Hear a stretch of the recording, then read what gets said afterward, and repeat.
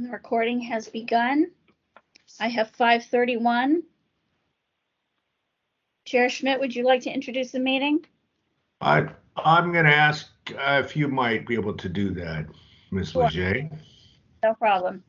This is the Sunshine Ordinance Task Force Complaint Committee. This is a remote regular meeting. Listen public call-in phone number 415-906-4659. Meeting ID 916-279-281#. If you wish to make a statement during general public comment, please press *6 and unmute your telephone to speak. Please press *6 to mute your telephone once you are done with your statement. Please also note that callers may now raise their hands by pressing *5. Today's date is March 15, 2022. The time is 5:32. Remote access to information and participation. In accordance with Governor Newsom's Executive Order N3320, declaring a state of emergency regarding the COVID-19 outbreak, and Mayor London N. Breed's proclamation declaring a local emergency issued on February 25th, 2020, including the guidance for gatherings issued by the San Francisco Department of Public Health officer, aggressive directives were issued to reduce the spread of COVID-19.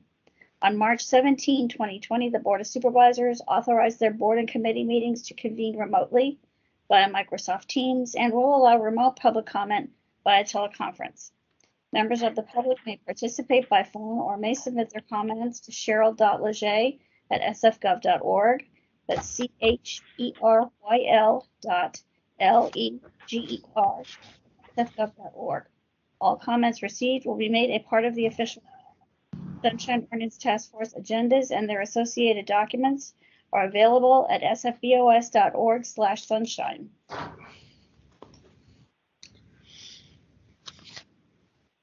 As the COVID-19 disease progresses, please visit the Sunshine Ordinance Task Force website regularly to be updated on the current situation as it affects the legislative process. Chair Schmidt, you want to read meeting decorum? Yes, I'll do that. Any member of the Sunshine Ordinance Task Force may call for decorum due to disorderly conduct of meeting participants. Persons who engage in threatening and/or menacing behavior may be asked to leave. Okay. Are we ready to call item number 1? Yes, we are. Please proceed. All right. Item number 1, call to order, roll call, and agenda changes. Roll call. Member Stein. Here. Member Stein present. Chair Schmidt. Present. Chair Schmidt present. We have a quorum. Is the committee aware of any agenda changes? I'm not. Nothing. I think anything that's we can handle each item in order. Yeah, no changes. All right, great. Shall I read item 2? Yes, please. Item number 2, approval of the February 15, 2022 Complaint Committee meeting minutes. Member Stein has already provided some suggested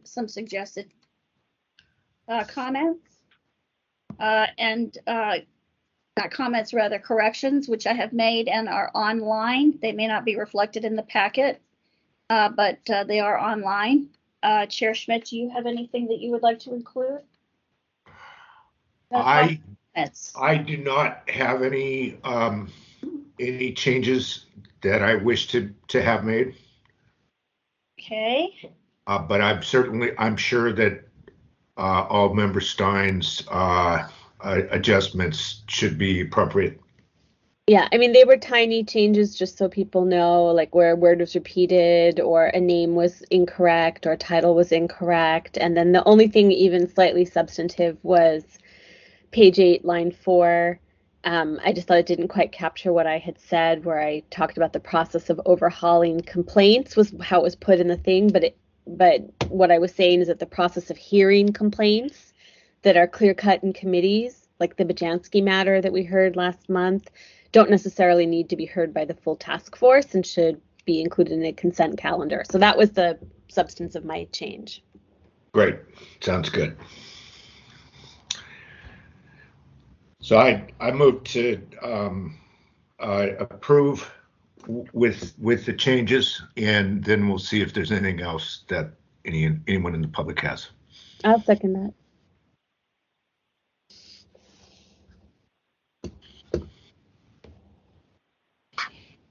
Shall we take public comment? Yes, please. Public comment is open on the motion. Do we have public commenters?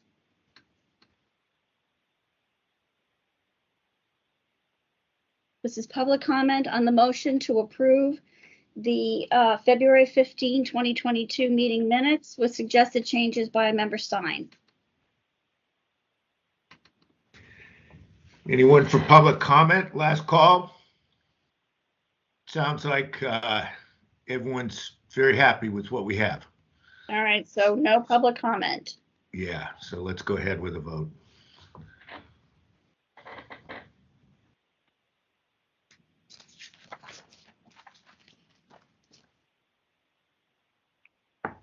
Chair Schmidt? Aye. Chair Schmidt, aye. Member Stein? Aye. Member Stein, aye. Moved by Chair Schmidt, seconded by Member Stein to approve the February 15, 2022 meeting minutes with suggested changes. And then whenever you're ready, Cheryl, we can move to general public comment number 3.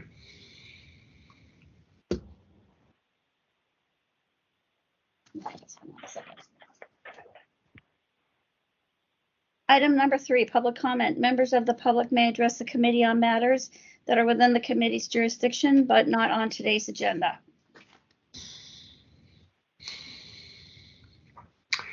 Do we have anyone present who wants to give general public comment?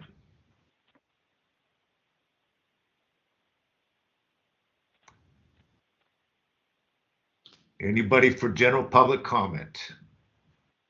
Members of the public may address the committee on issues they have that are not on today's agenda. Members of the public are welcome to make comment. Well, that sounds like we're not going to have any public commenters this time on number 3. So if anyone is having, technical difficulties, you can always speak up when you're able to. If you're having technical difficulties, please press *6 and unmute your telephone so we can hear you. But we will go ahead and assume that there are none, and we can move on to number 4. Okay.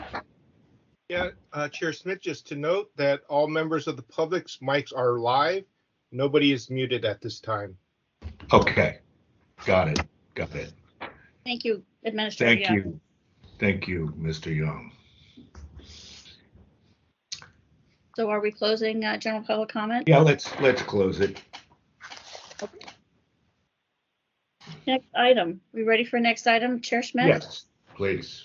Item number 4, file number 22011, complaint filed by Andrew White against the police department for allegedly violating Administrative Code sections 67(1) and 67(21) and 67(24)D by failing to respond to a public records request in a timely and/or complete manner.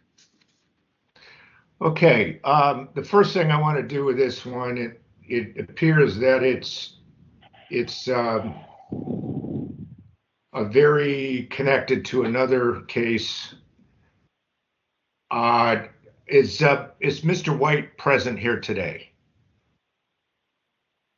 Mr. White, are you here today?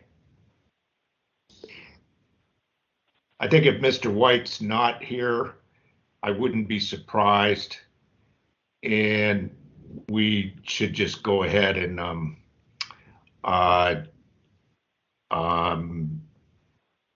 I guess we don't dismiss, but we would. What's the action, the proper action that we take in To table the matter and close the file. Close it. Yeah, Mr. White was properly noticed of the hearing and was properly served with the link to the agenda. Yeah. I think he got what he wanted, so I'm not surprised. And so let's do that. Let's have the file be closed. And I would anticipate that the other case, 22006, he may also be doing the same thing, just FYI. Okay, so Chair Schmidt is moving to table and close the file. Member Stein, do you concur? Okay. Yeah, I mean, I guess if he's not here, that's our process. I just wondered, because I thought on the other one that we moved it forward to the full task force, and that Okay. one was about the Department of Police accountability, and I was wondering if this one should be consolidated with that one, which is, I know, something that we can also do as a committee. We can combine the two, because they seem like exactly the same, except for they deal with two different requests to two different agencies that would have that information. Yeah, So, that's fine with me. The reason that I don't know if that's what we would want to do. I mean, I'm open to doing that, but I saw that in this case they just eventually gave him the badge number. The oh, they star did. number. Okay, well, Yeah, and it's actually in our records, and so I figure. I know there was something else he was requesting, and I don't but think it was we were going outside to of be our able to help him out. I figure that might be the reason that he's not here. So the other one can still be pending. I don't want to do anything with the other case to affect it. But I guess with this one, since he already got the star number. Okay, then I'll second your motion. Second? Then. Okay. Chair Smith, this is Victor Young. Yeah. We will reach out to the complainant to let him know what happened today. And we will also ask him if he would like to continue with the other complaint or wishes to withdraw the other one or not. Sounds good. All right. So we've got a motion on this one, and we can see if there's any comment on it.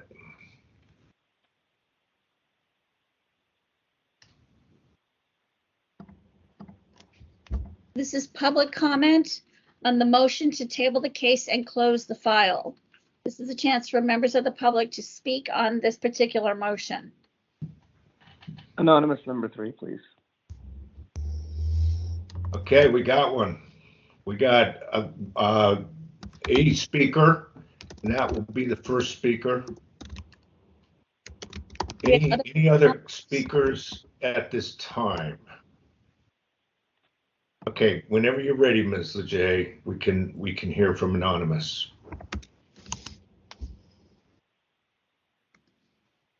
Anonymous, are you ready to begin? I am.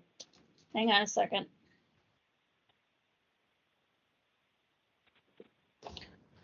Go ahead, sir.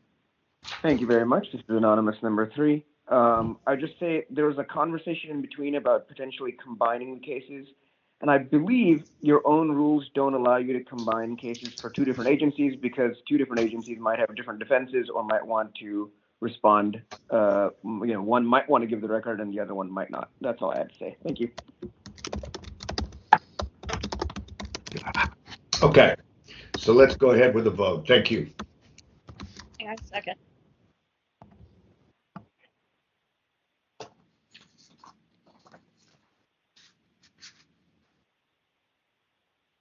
Chair Schmidt? Aye.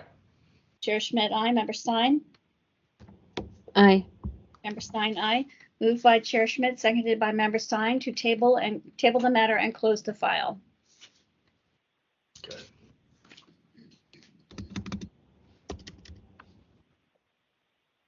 Are we ready for the next item, Chair Schmidt? Yes, we are. Item number 5, file number 21155, complaint filed by Anonymous versus the Police Department for allegedly violating Administrative Code Section 6721 by failing to respond to a public records request in a timely and/or complete manner. All right. Let me check. I'm going to guess that possibly the anonymous who was just speaking anonymously is the anonymous on this case. Am I correct? Or is there an anonymous? No? Okay. We have a different anonymous. We actually, in our case listings, not for this evening, but we've had several different anonymouses, and they're not all anonymous. Okay. Number 3. We have several.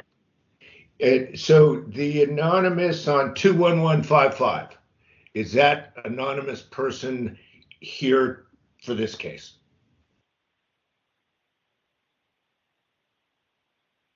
No. Okay. Okay, there's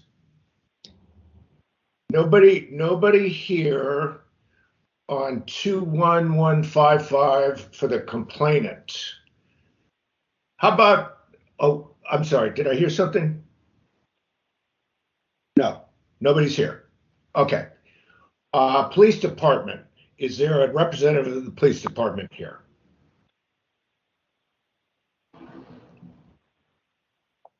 Press *6 to unmute your telephone. Good evening. Good evening. This is Could I? Lieutenant Good evening. This is Could I get your Lieutenant Riley. Okay.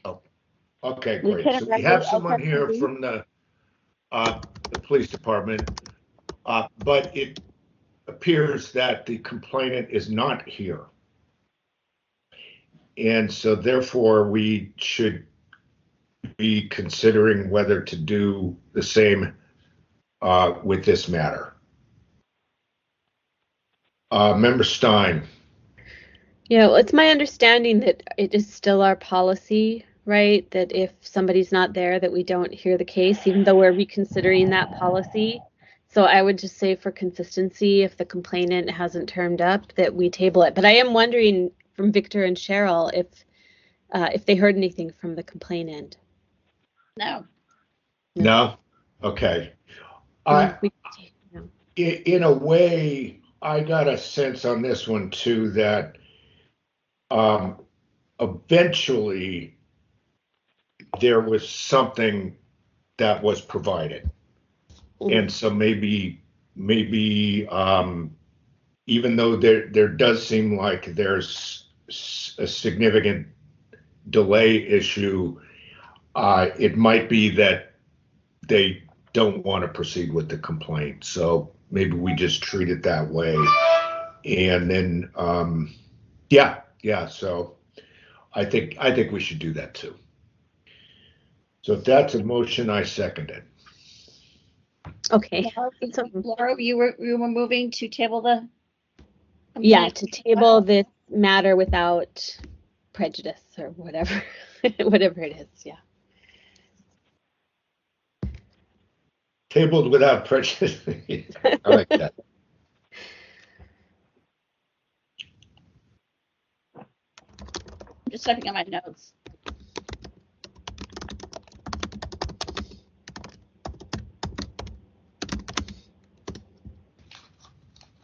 Okay, shall we open it up for public comment on the motion, Chair Schmidt?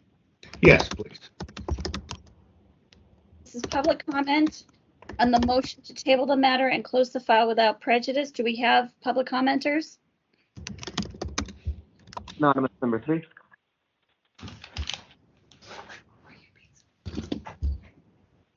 Do you have other public commenters?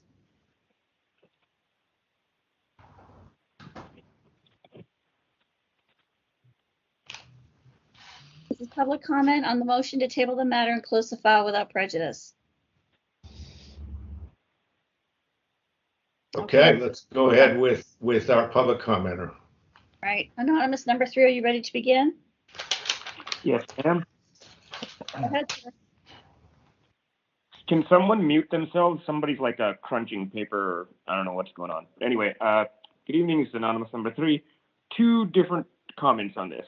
One, I was noticed for this, and I informed Ms. Leger that I am not the complainant here. I know the city sometimes guesses that all or many anonymous complaints or requests come from me, especially if they come from Muckrock, but that's not the case, and the city must treat each and every request and requester independently, and they can't make any assumptions about who is making the requests or complaints or anything else. And it's noted on your agenda that the anonymous for this complaint and the anonymous for number 8 are the same. They're not. I am number 8 and I am not number 5. But with regards to what actually happened in this case, since I'm familiar with it, even though I'm not the anonymous complainant, this is something SFPD does very regularly. If you ask for text messages, they will take 6 months, sometimes a year, to give you like dozens of messages, which makes absolutely no sense. They do it to me too, and that's all I have to say. Thank you. Great, thank you. And Cheryl, I think that probably means we should revise what we're going to do, because it sounds like maybe there's some confusion on identities. Oh, I did. When Anonymous notified me on Friday that he was not the petitioner, I made sure to notify the correct petitioner, because I got notice in time, and that correct petitioner was notified. So although that petitioner would they have had an opportunity to give documents? when the case was noticed, yes. I mean, everybody had the same time to provide records. But it was noticed. Okay, so Friday you knew that there was a confusion about the anonymouses. A week prior to that, to last Friday. Okay. So the early notice went to the wrong anonymous, but you caught that in time so that the anonymous who would be here they know about the hearing, the Yes. anonymous who's involved in this, but they apparently, it looks like they've chosen not to appear. Is that what you're saying? I guess so. I guess that's what happened, because I did hear from Anonymous and I did make the correction, and he did get timely notice of the hearing.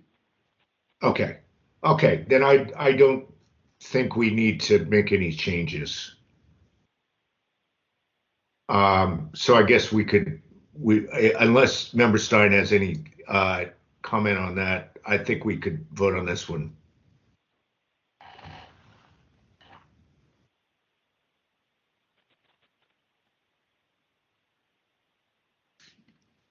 Are we ready to take a vote, or we're going to wait for public comment? Let's take the vote. All right. Member Stein. Aye.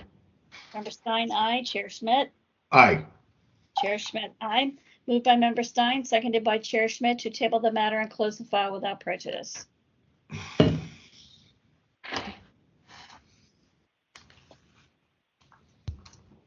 Okay, give me a second here.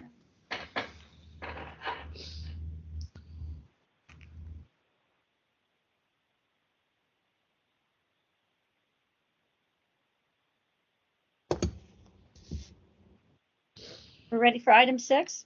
Yes. Item 6, file number 22010, complaint filed by Ron Cicero against the police department for allegedly violating administrative code, section 6721, by failing to respond to a public records request in a timely and or complete manner. All right. So on this matter, I'm going to just ask, is Ron Cicero available on the phone on this matter? Yes, sir. I'm here. Okay, great.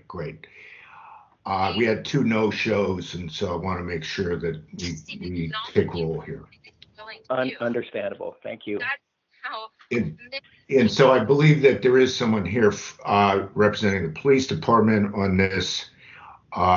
It's my understanding that this case involves trying to get a hold of some fairly old files, And so what our procedure is that each of the parties can sort of present their case for, say, up to 5 minutes to start, and then we may have questions for you after that. Thank you for that question. And Sure. Yes, I agree that support by people who have similar. I'm not sure who that is.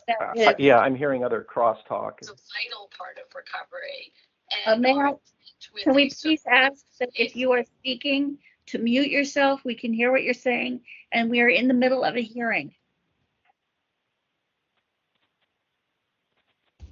*6 to mute yourself. I think it happened, Cheryl. Okay, good. All right. Sorry to interrupt. Okay. There.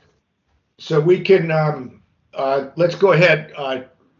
Ms. Leger, when you're ready, you can indicate to Mr. Cicero that he can begin. Mr. Cicero, are you ready to begin speaking? I am. Thank you very much. Go ahead, I'll sir. begin. So first, I want to thank the committee for their time and consideration on this matter. I'll just give you a quick background of who I am, why I'm asking for these particular documents, and sort of what has transpired thus far. I'm a documentary filmmaker. My last film premiered at Sundance 2020. It was one of 170 films that were screened out of about 15,000 submissions that year. And had COVID not hit, it would have actually played the San Francisco Festival as well. Sadly, that didn't happen, but the film did go on to gain theatrical release this past February. I'm on to my next project, and that's the subject of this particular complaint. And it has to do with the lack of the response by the SFPD to my Freedom of Information Act request. And quite frankly, to say that there's been no response would not be entirely accurate, as the media department at the SFPD has done a commendable job of getting back to me. But unfortunately, what's been offered thus far has not met the needs of my request. And this is specifically access to any archived evidence, including but not limited to photos, audio recordings, video recordings, notebooks, and or physical evidence used to prosecute the Zebra case in 1975 through 1976. And I provided in the documentation the specific cases. It was Larry Green versus et cetera. So it's my understanding through my work currently with retired SFPD homicide detective Frank Felsen, as well as another journalist, that at least 8 and possibly 12 boxes of items connected to the case exist and were recently transferred and cataloged at the new forensics building, and I believe that that's on Evans Street. So I know these boxes exist. I know people that have seen them firsthand, and I know for a fact that they currently exist and are cataloged in that building. And so I think just in general, I want to say, with few exceptions, most of the people that were involved in this case back in the 70s have since passed. There's no reasonable expectation that this case will be retried. Larry C. Green, the last living defendant, is fighting his incarceration, but that should have no bearing on the vast majority of the evidence held. Plus, any privacy issues are mitigated by my having permission via his attorney to use them and discover this information. Just briefly, the purpose of my request is surrounding a documentary, or is relevant to a documentary project surrounding the Zebra case. And if you've been following the news lately, you'll understand that this case is as relevant today as it was then. And it's, in short, it's how we respond to fear, even when it's completely understandable, and the consequences of overreaction, especially by those in charge. So this isn't a true crime, car accident type of project. This is much more of a social examination of social aspects and social justice and human psychology, quite frankly. So I'm not looking to retrieve this evidence and do, like a Dateline or something that's very bombastic or exploitive, I should say. And so in terms of what I need is I've asked, and I asked it's been almost a year now since, actually it's been over a year. My first correspondence with the police department was I believe in January of 2021. And, you know, I completely understand COVID has complicated the access from a personnel and safety issue, but, you know, we're now almost 3 years into the pandemic. This request has been sort of bouncing around for over a year now. And as I've explained in the past, my company has established COVID safety protocols for, you know, dozens of shoots that we've had over the last, you know, 2 years, 2.5 years, and there have been no issues. Those COVID protocols were designed along with IATSE and the other unions. So, 30 seconds. you know, there's widespread agreement. Okay, thank you. As far as any cost, I would expect to pay any reasonable hourly rate for an attendant if necessary. And I do know these files exist. It's just, for whatever reason, been a lack of follow through, quite frankly, on the part of the SFPD. I can go into greater detail, but that's my statement for now. Thank you very much for your time. Okay, thank you. Now we can hear from the representative of the police department, Ms. Officer Riley, I believe. Lieutenant Can Riley, you hear me? again? Can you hear me, Mr. Chair? Yes, we can. Are you ready to begin your You may statement? proceed. Yes, ma'am. Go ahead. Okay. Good evening to Mr. Chair and Committee Member Stein. And to Mr. Cicero, I would just like to say thank you for your explanation regarding this matter, because that helps me understand a little bit of backstory, and you know, maybe we can address that following the response from the San Francisco Police Department. I'll read you at this point. Dear Sunshine Ordinance Task Force, the San Francisco Police Department is in receipt of the complaint filed by Ron Cicero with the Sunshine Ordinance Task Force alleging the San Francisco Police Department violated Administrative Code Sunshine Ordinance Section 67.21, failing to respond to a public records request in a timely and/or complete manner. The complaint was received February 14th, 2022. The requester claims that the request was sent to the department on January 5th, 2021. There's an unknown reference number. SFPD was unable to produce records due to staffing shortages and not being able to locate responsive documents to satisfy this request. Mayor London Breed recognized the staffing shortages issues in her 5th supplemental to mayoral proclamation declaring the existence of a local emergency dated February 25th, 2020, subsection E, issued on March 23rd, 2020, where she suspended various provisions of the Sunshine Ordinance for public records. That order ceased on November 15th, 2021.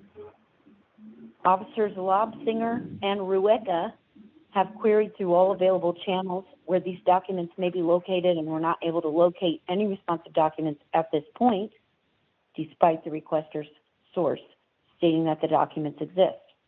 SFPD apologizes for any inconvenience this may have caused. The department is working to fulfill your request and estimate completion of the search for responsive documents and of the request to be Wednesday, March 2nd, 2022. And I would like to add that I do not know what has occurred since March 2nd of 2022. And that's my statement. Okay, thank you. So now we may have some questions for the parties. Member Stein, anything in terms of questions? Okay, so I think it's clear to me from the petitioner you haven't received anything as of yet. Did you receive any response from them at all? Like even a written? Since January of last year, I was in touch with Officer Lobsinger, and it was mostly updates of sort of no updates. I mean, he was very kind and seemingly trying to be helpful, and so I don't think it was anything that was, you know, being, as my British brother-in-law would say dodgy by any stretch of the imagination. I'm just not sure if it was a COVID issue or what. But even with the latest deadline of March 2nd of this year, I have not received any type of updates. And I think just the overall frustration is knowing that these exist, knowing people have seen this, knowing that they were recently cataloged and moved to the new building in the last 2 years, and then sort of hitting dead ends. But again, COVID has not made anybody's life easier. So I'm understanding. It's just I'm an independent filmmaker at this point. Right. I'm financing this project. So every minute that I spend on this is a minute that I can't be spending elsewhere, making money to finance this. So Sure. I think we're at a point, it's been over a year, that, the March 2nd deadline is coming past, and yet again, there's nothing that I've seen yet. So again, I'm not trying to make trouble. I just want access to these materials. So just to be clear, so you made your request I saw a request that at least went back to November 8th, and you're saying you didn't hear anything until January when you got in touch with them again? Are you talking November 2020 or 2021? Yeah, I'm just, because that was what was in the packet. I know you said you made requests in January, but the only request I saw in the packet was November. Yeah, so I started an informal request in 2021 in January, and then I told officer that, hey, look, at this point, maybe would it be helpful to file a Freedom of Information Act request, and so I pressed forward with that, hoping. I did not get any response whatsoever on the Freedom of Information Act request. Okay, and then yeah, I'm just trying to determine, first of all, whether they got back to you within 10 days about receiving your request. And then I also wondered, do you have any idea what the department is that is doing the archiving of records in the forensics building?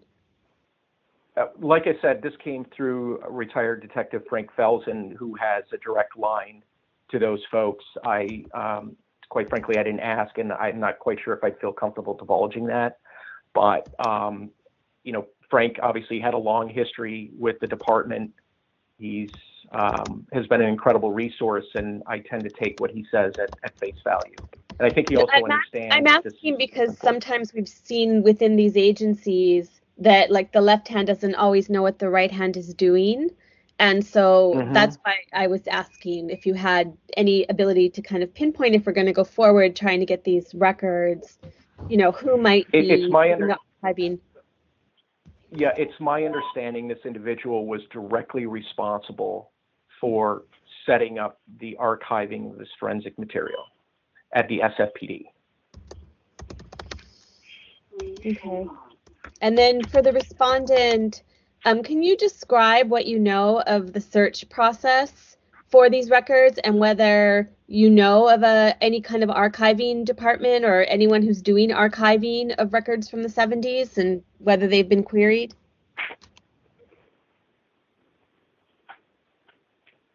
This is for the respondent, for Ms. Riley, or Lieutenant Riley. Yeah, the unmuting process is taking quite a bit of time. I'm sorry for my delay.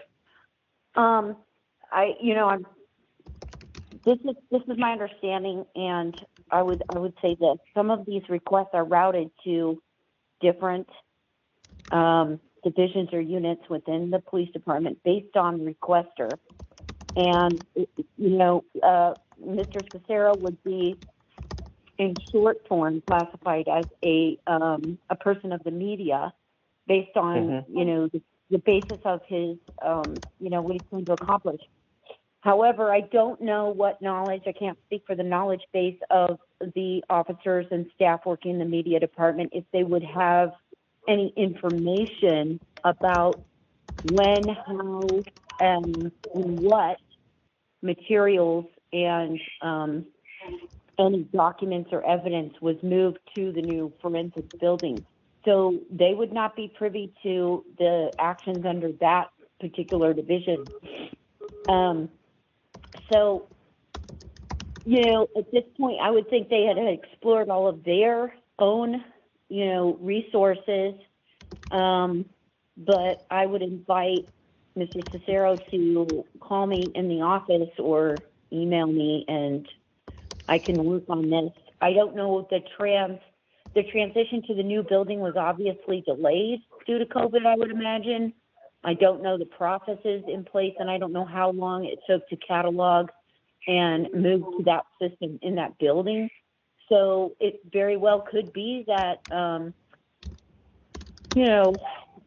Frank Filton knows exactly what he's talking about, but if the items had not been properly inventoried or some such technical thing, then that would maybe explain why we couldn't come up with an answer. I'm just guessing here at this point, but I would have to make numerous phone calls to see if we can track down what Mr. Cicero is looking for. And Okay. if it's cataloged and it's accounted for the way the unit needs it to be done, at that point, maybe we can get that material released. Yeah, I'm happy to email you. This is Ron again. I'm happy to email you and figure this out. And I'm sure Frank would also be happy to, lend his expertise and or, understanding of where the material is. And quite frankly, I'm happy to digitize all this and give it back to the city. I mean, it is a historical case. I'm sure I'm not going to be the only person, in the now or in the future to want this material. And if you were to hire, if the city were to hire somebody, it would cost probably several $1,000s to do it at the level that I'm planning on doing it. So, I'm more than happy to share that material. And I think it would be helpful. So I just need access to it. And then I just have one more question for Lieutenant Riley, which is, do you know what, were you aware at least of the request letter dated November 8th, 2021? And can you tell me why there was no response sent to it? No, I was not aware of the letter. And there's voluminous amounts of requests. I am not privy to specific ones.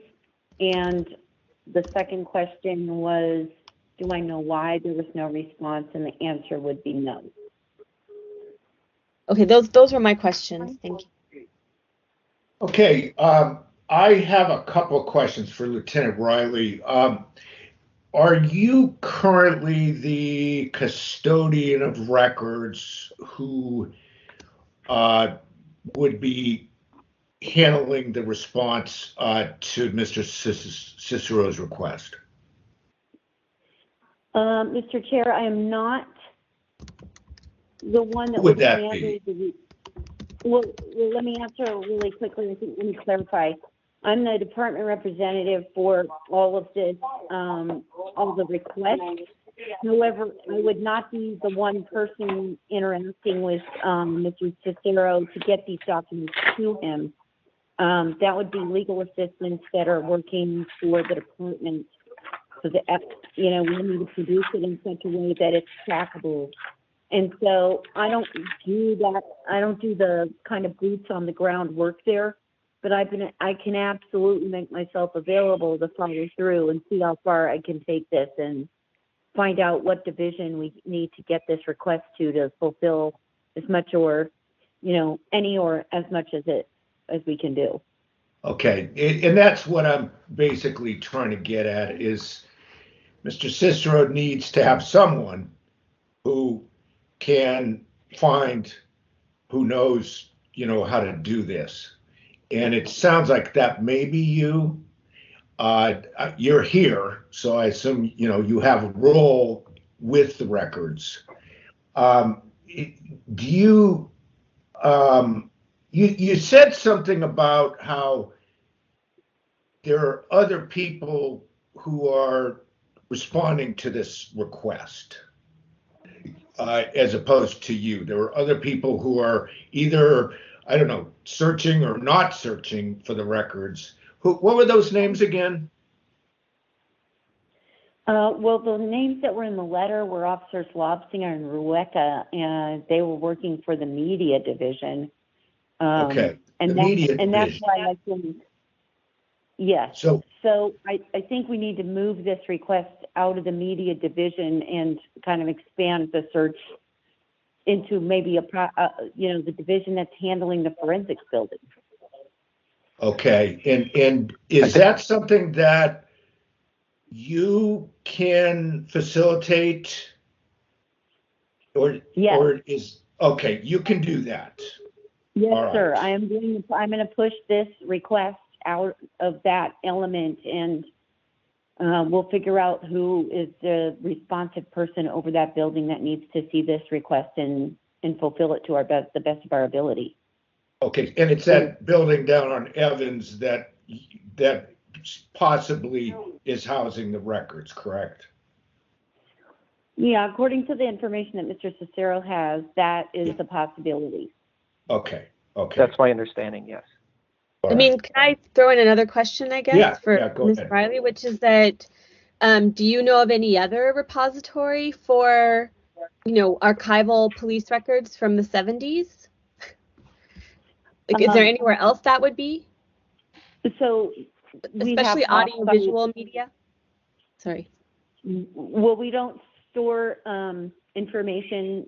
Well, I can't say how we store every piece of information, but I can tell you we do utilize GRM as a storage facility for many old cases, things like that. But as far as this particular case, I would imagine that if it is over in that building, there's a reason why.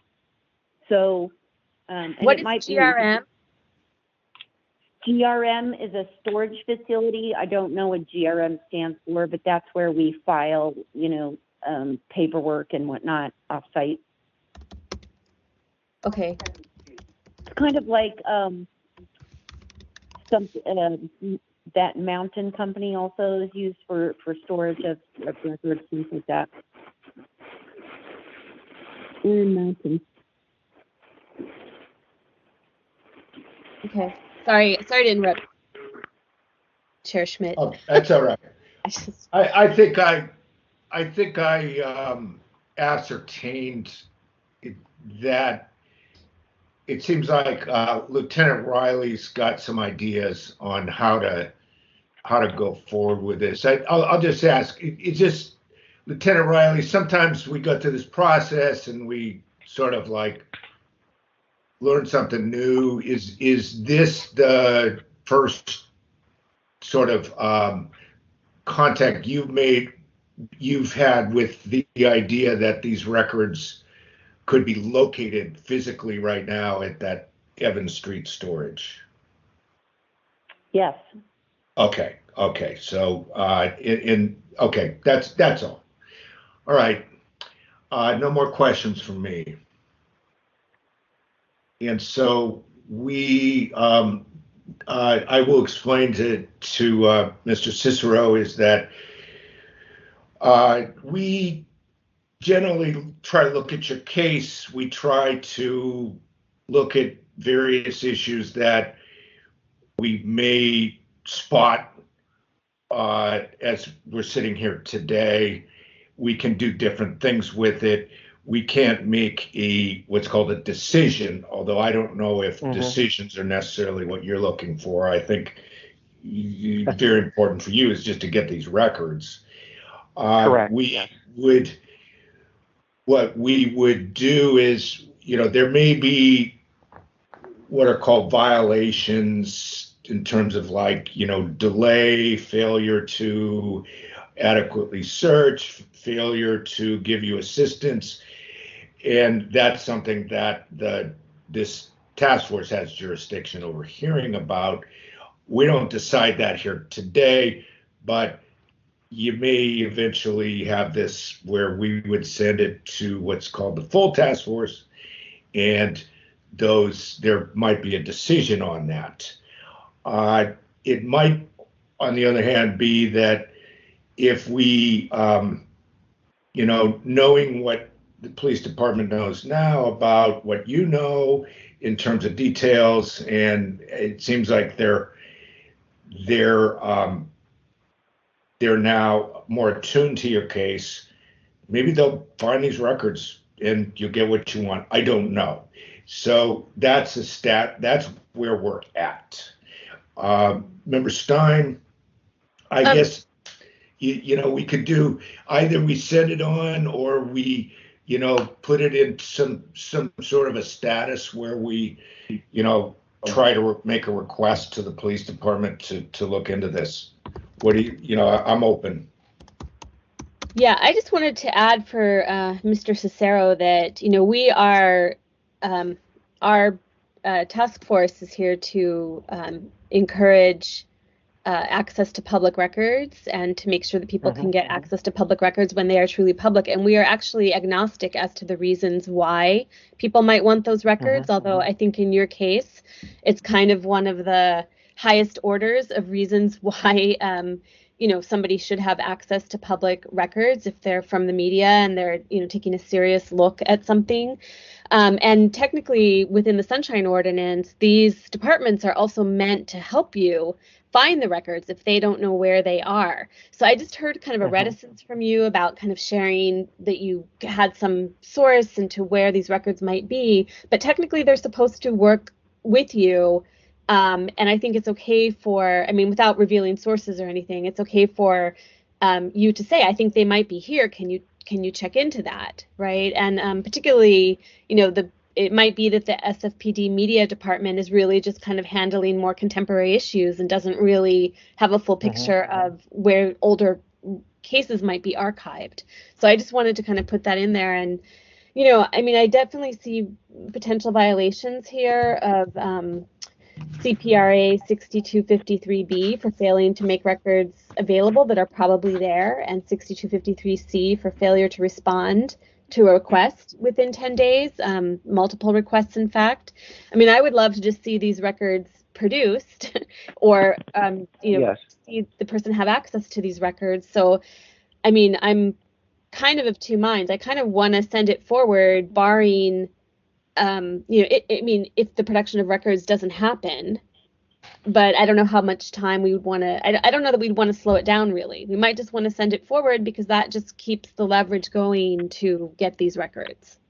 That would be my preference, is that we do make in our, what we decide today, we make it clear that we're asking the police department to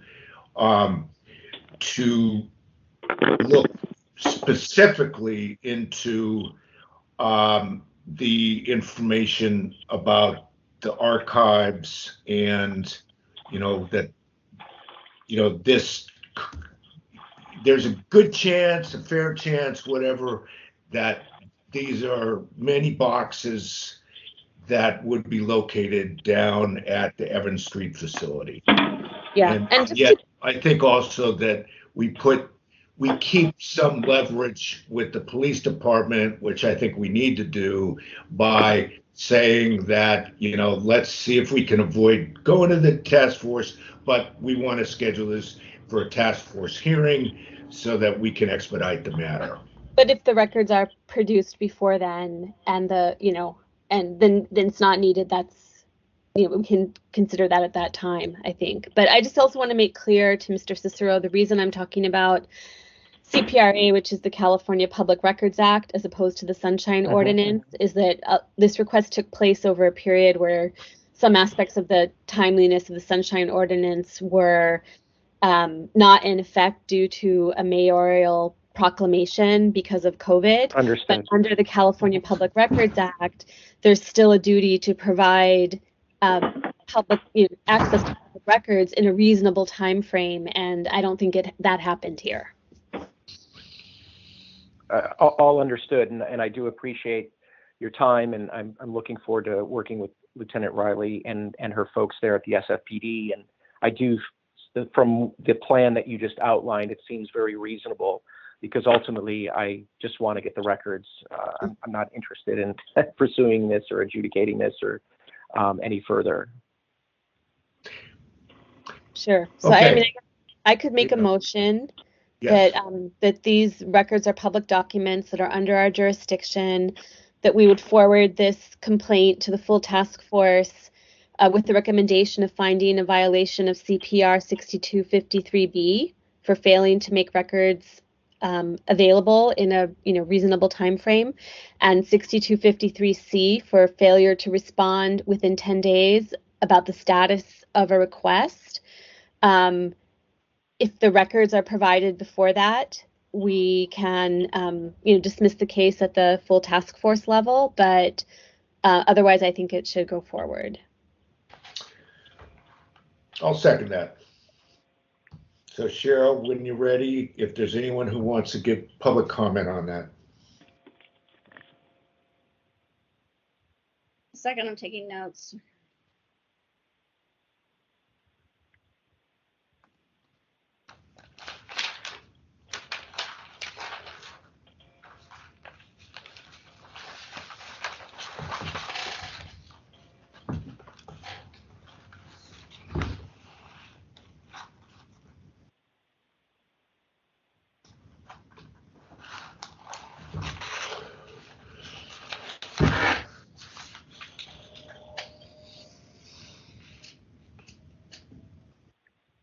Ooh, okay, public comments.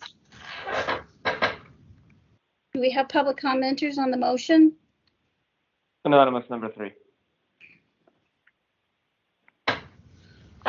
Anyone else for public comment on this matter? All right, when you're ready, Cheryl, anonymous number 3 will be our public commenter. All right, are you ready, sir? I am. Go ahead. Thank you very much. This is anonymous number 3. I'd agree with everything Member Stein said, but I think that there's, because even after November 15th, they still did not timely respond according to the Sunshine Ordinance's rules.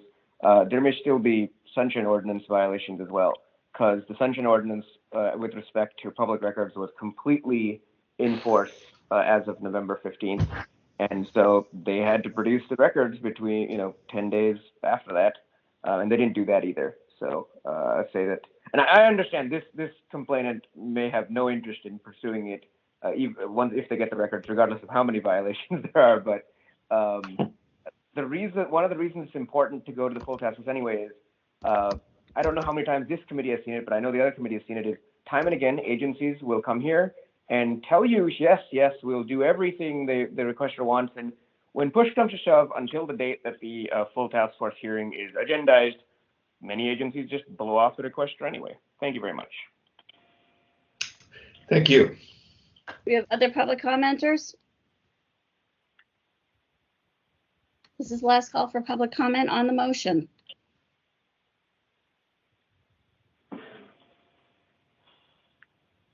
Chair Schmidt, should we close public comment? Yes, we can vote.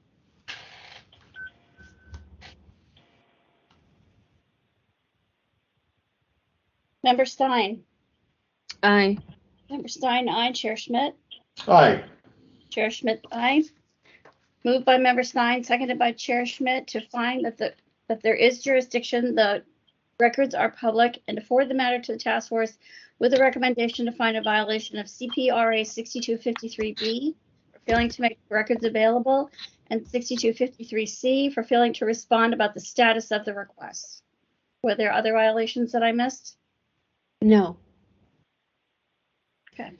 We can reconsider the Sunshine Ordinance piece, I think, if it's heard by the full task force. So That's fine. Yeah, it's forward to the task force. Okay. So next matter, 22005. Item number 7, file number 22005, complaint filed by Mark Norton against the Department of Public Health for allegedly violating Administrative Code, Section 6721, by failing to respond to a public records request in a timely and or complete manner. Okay, my first question is Mark Norton present? I am present. Can you hear me? Yes, we can.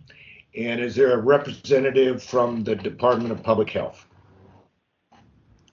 Yes, this is Sophie Tran. Okay, great. And also Allison Hawks is here from DPA. Okay. What we'll do is we've looked at a good part of the documents, we have the documents you submitted for the file. The committee's already looked through the documents. I'll give you each 5 minutes, up to 5 minutes, to tell us anything further you want to add to make a statement about your case. But we already have a sense of what the case is about. And then we may have some questions for the parties. And so when you get an indication from Ms. Leger, the complainant will go first. Okay, this is Mark Norton. Should I go? When Cheryl's ready. Are you ready, Cheryl?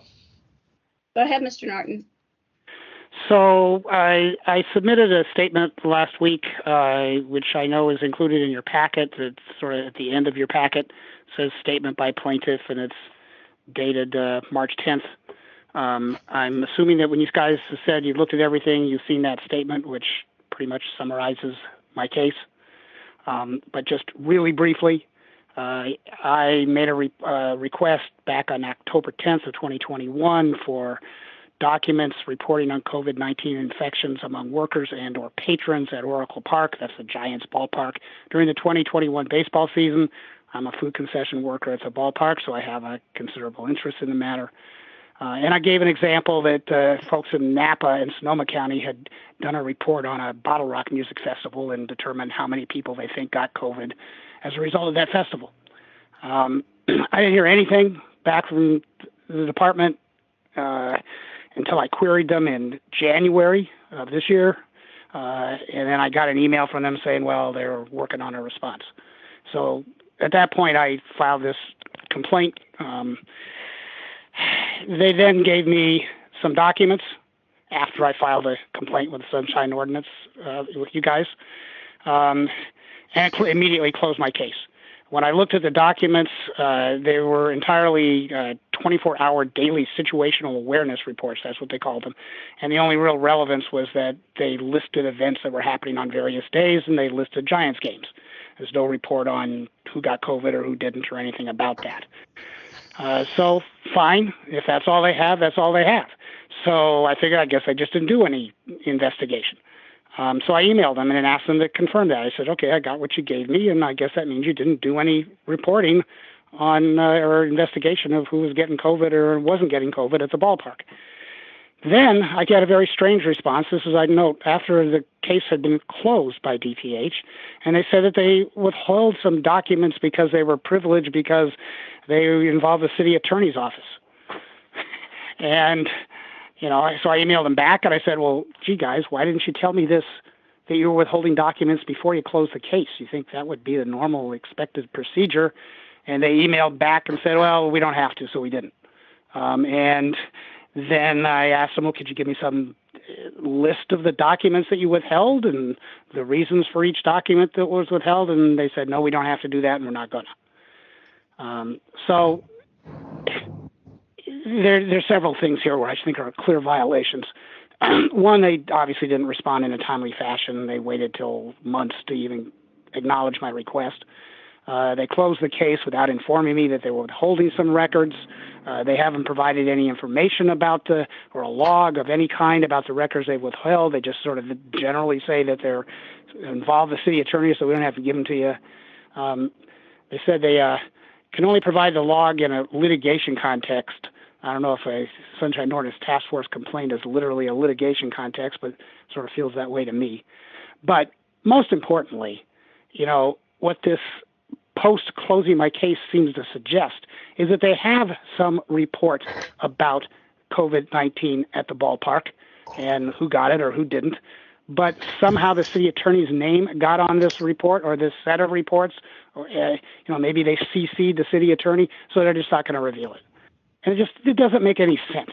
If the department is going to do an analysis of who's getting COVID and who's not getting COVID, at the ballpark, that wouldn't be in a letter to the city attorney. That would be in some documented, report. Now they might forward that to the city attorney, somewhere, but holding on to the report as if it's privileged documents just makes no sense. And so their explanation of withholding records because they involve a city attorney is highly suspicious. It doesn't really seem to make sense, and the way they dealt with my complaint makes it even more suspicious that there's something they're trying to hide. And I don't know what it is, but I'd sure like to know. So thank you for listening to my stuff, and I'm anxious to hear what DPH has to say in response. Okay, thank you. I know there were two people here for public health. I would suggest that I give you up to 5 minutes. Hopefully you can tell me everything you want to know or want to say between yourselves in that time. You can figure out who should speak to various points. Whenever you're ready, Cheryl. Just a second. Who is the first speaker on public health? Sophie Tran. Okay. Ms. Tran, you have 5 minutes. Are you ready to begin? Thank you. Yes. Good evening. I'm Sophie Tran, the interim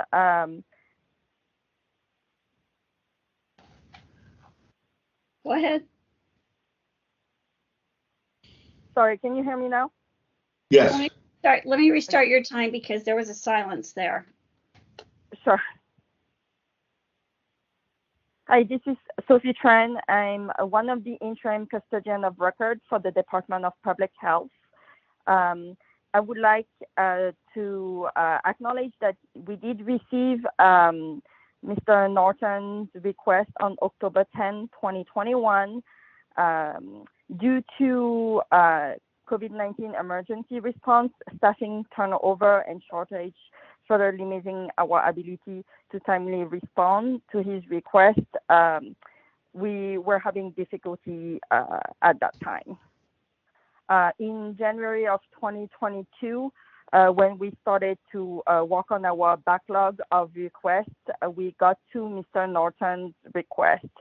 DPH conducted a search of responsive records to this request, and over 125 records were uploaded to next request as of January 13, 2022. Some of the records were withheld from disclosure, like Mr. Norton mentioned, due to the attorney privilege that we have with the city attorney. DPH acknowledged that they added the written notification regarding the withheld record after the responsive records were uploaded.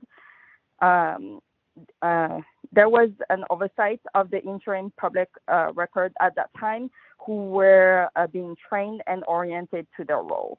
DPH sincerely apologized for the delay in written notification and has since corrected their processes. Thank you. Thank you. Anything from the other representative at this time?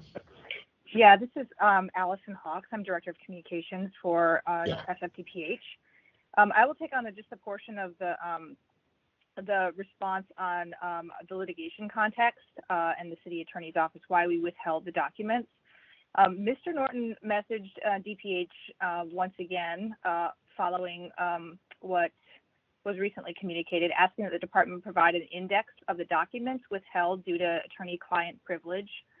DPH provided the following written response on the same day, that the law does not require a responding department withholding records to create a privilege log identifying the withheld records.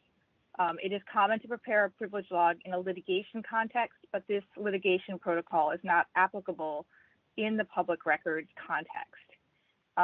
In his most recent written message to the task force, Mr. Norton suggested that this hearing qualifies as a litigation context, and I just want to assert that it does not. Litigation involves a judicial controversy, which is a contest in court for the purpose of enforcing a right. The hearing this evening is one before the complaint committee of the Sunshine Ordinance Task Force, not a court of law. And because of the posture of this public records request matter is not a judicial controversy, DPH is not required to prepare a privilege log when responding to a public records request. Mr. Norton continues to ask DPH for additional records pertaining to COVID-19 infections among workers and patrons of Oracle Park during the 2021 baseball season. We would like to confirm here that DPH has done its due diligence by conducting a search for records and providing the results, and we cannot provide a description of the records withheld due to attorney-client privilege. DPH has no further responsive records to provide Mr. Norton, and we consider this request closed. Thank you. Thank you. All right. Before I will ask Member Stein to if there are questions, and I'm sure she does have a few questions, but let me just say that the idea of a privilege log and the fact that privilege logs are used in litigation, that's certainly true. This is not litigation. And so the position that was just stated is correct, that it's not litigation. And therefore, the idea of privilege logs of litigation wouldn't apply here. Whether or not we could require a privilege log, I believe that we do not have the authority to do so. And I don't think there's any precedent for doing so. And there may even be precedent that says we cannot do so. And so generally, you do not see the requirement for a log. You do see something which is that if someone redacts a document, they need to give a notation as to the specific exemption that they may be relying upon when they redact out a section of a document. That is required. But in terms of documents not given because of such a thing as attorney-client privilege, the privilege log idea it's not something that we see here. That's all. Okay, so Member Stein.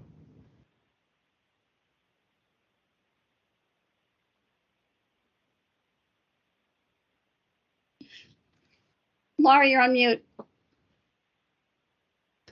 Thank you. So I was going to ask, but I don't think it's relevant because I don't think DPH disputes that they communicated that some things were withheld because of attorney-client privilege. I was going to ask about that only because the petitioner mentions it in their documents, but then I didn't see the communication from DPH, the original communication where that discussion was held. But I don't think DPH disputes that, so I'm not going to ask about that. But I guess the one other question I had for the petitioner was when they sent you the notice of closed request, they also sent some files that were labeled health officer responsive emails. And I'm just wondering if you could tell us what those records were. Were those just completely irrelevant records? Were those the records that you were speaking of or something else? You're asking me, Mark Norton? Yes, I'm asking you, Mr. Norton. The records that I received were daily reports saying, well, there's an event here, an event here, an event here. There's something going on over here that DPH needs to pay attention to in the context of COVID-19. The only thing about those reports that was relevant to my request is that they would list Giants games. They didn't indicate that there was any investigation or reporting about, the infection or anything like that going on. They just said, well, there's a Giants game. So, fine. That's what I got until they closed the case. And then I asked the big question, which is, I guess that means you guys didn't do any investigation as to whether or not people at the ballpark, either workers or fans, were getting COVID as a result of these games. And that's when I got the response that said, well, we did something, but we're not going to tell you what because it's privileged. Okay, so I guess, Mike, I have a question then maybe for Ms. Fox as the Director of Communication for DPH. Were you the Director of Communication during COVID? For part of COVID, yes. For part of COVID. And are you aware if any data was collected about COVID cases occurring in your venue? Not directly, no. Are you indirectly aware of any data that was collected? I am not aware of any data that was collected. Okay. And Ms. Tran, are you aware of any data being collected at the ballpark about cases of COVID? I'm not aware of any. All right. That's all my questions. All right. My first question is to ask something of our administrator, Cheryl Leger. Cheryl, apparently there's another case that's somehow related to this one. Do you know, I guess it went to a different committee. Do you know what that case is about? Mr. Norton had another case. Is that what you're asking me? I guess. Do you know anything about that? Hang on a second. I'll ask him also. Hang on just a second, Dean. Let me see what we've got for 2022. Do you want me to answer that question? Another case? Are we discussing another case now? No, I don't know yet. I want to. Mr. Norton, that sounds out of the scope of this conversation and this particular hearing. Thank you. Particular request. Thank you. For 2022, the only case that I'm aware of is the one that we are hearing this evening from Mr. Norton. I'm going to ask Mr. Norton. There's a case that I saw in the file that's 21124 that was already heard by the EOT committee. Could you tell me something about that case, Mr. Norton? Apparently, somebody says it's related. Yeah. Well, hi. So thanks for asking that question. Yes, it is related. It's a separate earlier request I made, and that request was for information for communications that had gone back and forth between DPH and the Giants and Bon Appetit, which is the company that's a subcontractor for food concessions, about reopening. And, obviously the questions were how did you make decisions to allow more people to come, that people didn't have to be checked to be vaccinated, that people didn't have to wear masks, et cetera, et cetera. Okay. And in short, the response was insufficient, and that's why the Education Committee has forwarded for hearing to the full task force. Okay. Yeah, the reason I ask is that both I for some reason you and DPH are both involved in two different cases, but for some reason you've been sent to different committees, even though the parties are the same and these cases could be handled together in tandem. So I'm going to ask if the administrators could try to make sure that these cases just get dealt with at the same time from now on. This is just, it's just, I think I see this over and over again where we see one case with involving someone and then the next month it's the same person again with almost the same case. And it's definitely, it's a waste of our time to hear them separately. That's the only real question I had because I think I understand everything in this case. So, so now the members are going to discuss what we may want to do with this and whether we want to send it also to a full task force hearing. And I'll just say to Member Stein, yeah, it does look like there was some delay here, and so that's going to be an issue. I think that there was a need to tell in any response on the documents, there was a need to tell Mr. Norton that some documents were being withheld based on privilege, and it seems like that notation was delayed. On the other hand, I believe that what they've told us is that they did search for documents and they gave him documents, and whether or not he's happy with the documents he got, other than the exempt documents, he was given what exists. Do you see anything different in this? No, not really. So, again, there's just the question of 6253B for failing to make records promptly available. Like they came, but they came late. And, I'm not addressing the issue of whether they were relevant. And then 6253C, just not responding within 10 days about the status of the request or, under CPRA. And possibly the Sunshine Ordinance, just failure to comply within 10 days, because I think it kicks back at some point. We can't really speak to whether there are documents, other documents, but it doesn't seem like it. So these are the violations that I think the task force should consider. Good. Sounds good. All right, Member Stein, you have two violations, 6253B and 6253C. Am I correct? Yeah, and then I think Sunshine Ordinance 6721B for failure to comply within 10 days as well. Second.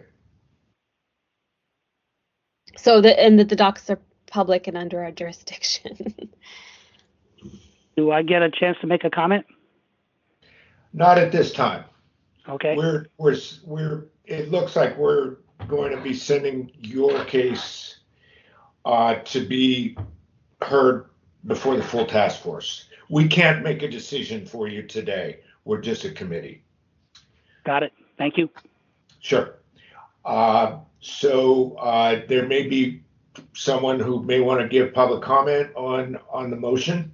And Cheryl, when you're ready, does anyone want to give public comments on this? Yes, anonymous number 3. Okay, anonymous number 3. Are there other public commenters?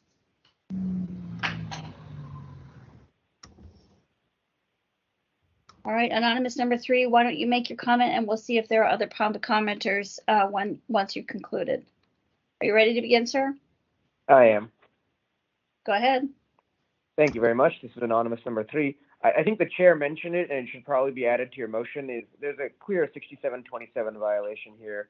The written justification for the withholding and citation of the appropriate statute didn't happen until much later, and it can't. When they respond, they have to, and records aren't produced, they have to give the written justification.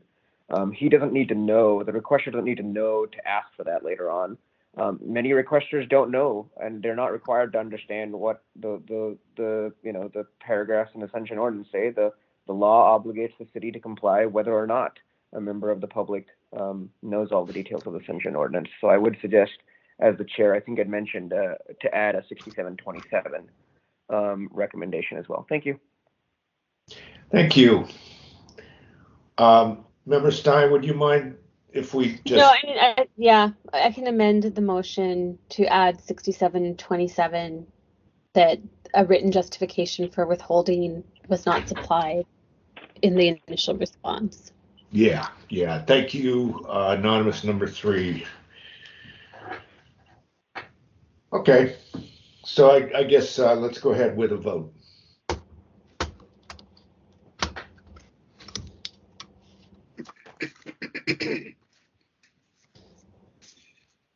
Member Stein? Aye. Member Stein, aye. Chair Schmidt? Aye.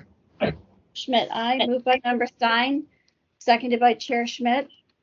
To find that the records are public, there is jurisdiction, and to send the matter to the task force with the recommendation to find violations of California Public Records Act 6253B, that the records were available but were late, 6253C for not responding to the status of the request, 6721B for failure to comply with the request within 10 days, and 6727 to provide a written justification that was not supplied. Correct. Good. Can I make a request? Not at this time. I think we've concluded this case. Is it a very brief request? Okay. I learned something new tonight from the response I heard, which was that neither one of these people from DPH were aware of any reports, in response to what I was asking about. If they had simply just said that when they responded to me, I'm not sure we'd even be sitting here talking about this. But they waited till this hearing to say that. Got it. I hope that's understand what you're reflected saying. in the minutes that they said that. And the other request is, based on the chair's suggestion, is that I hope this potential violation and my previous DPH case are in fact consolidated and heard at the same time before the full task force. Thank you. And I was not asking, just for the record, not for Mr. Norton, but the technical use of consolidation, I'm not asking for that because I have no need for that. I just would like them to be on the same calendar together. That's all. Okay, so Cheryl, when you're ready, we could move to the next case by anonymous MUC. Yep. Just a second. Item number 8, file number 20030, complaint filed by anonymous against the Office of the City Attorney, Dennis Herrera, for allegedly violating Administrative Code Section 6721C and D by failing to respond to or provide assistance, failure to provide determinations, and orders them to comply with in response to the Supervisor of Records petition, and violation of 6734 for willful violation. Okay, and as far as I understand it, this anonymous is here, and it is anonymous number 3, who may or may not now also be going by anonymous MUC officially. That's just No, the letters of the email address. Sir, Okay. we're trying Got it. We're trying to be able to identify the different anonymouses, and so if we use the first 3 letters of their email address, it helps to sort things out. So that's why we did that. Got it. Okay, thank you. And is there anyone here for the Office of the City Attorney? Yes, hi, Jen Court for the City Attorney's Office. Okay, great, thank you. So we certainly have looked through the file. I did notice that at the top of the file, the number got transposed. It's not 22030, it's 20030. And I don't think that would cause anyone any problems, but this is actually a year 2000 case, unless I'm mistaken. We can start out by hearing from each of the sides for up to 5 minutes, and we'll start with the complainant when Cheryl's ready. Anonymous number 3, are you ready? I am. Go ahead, sir. Thank you very much. And just to be clear, you generally refer to me as anonymous ARR and not MUC, and that's the mistake that was made. But anyway, so this is a very, very old complaint and an even older request that the complaint is about. And it has 2 kind of independent parts. So in 2019, I made requests to the Fine Arts Museums. And the Fine Arts Museums, at some point, one of their staff members quit, and they just didn't allocate anyone to do records requests for months on end. And so I filed a Supervisor of Records petition. And the Supervisor of Records did not, who is the City Attorney at that time, Dennis Herrera, that's the definition in the Sunshine Ordinance, just didn't respond to my petition. Eventually, I guess I pestered them enough that they gave me this informal response that is in your packet that, we've told the Fine Arts Museum that they have to respond, but they wouldn't give me a formal petition response. And most importantly, they would not order the Fine Arts Museums to do anything, which is what the Sunshine Ordinance says they have to do.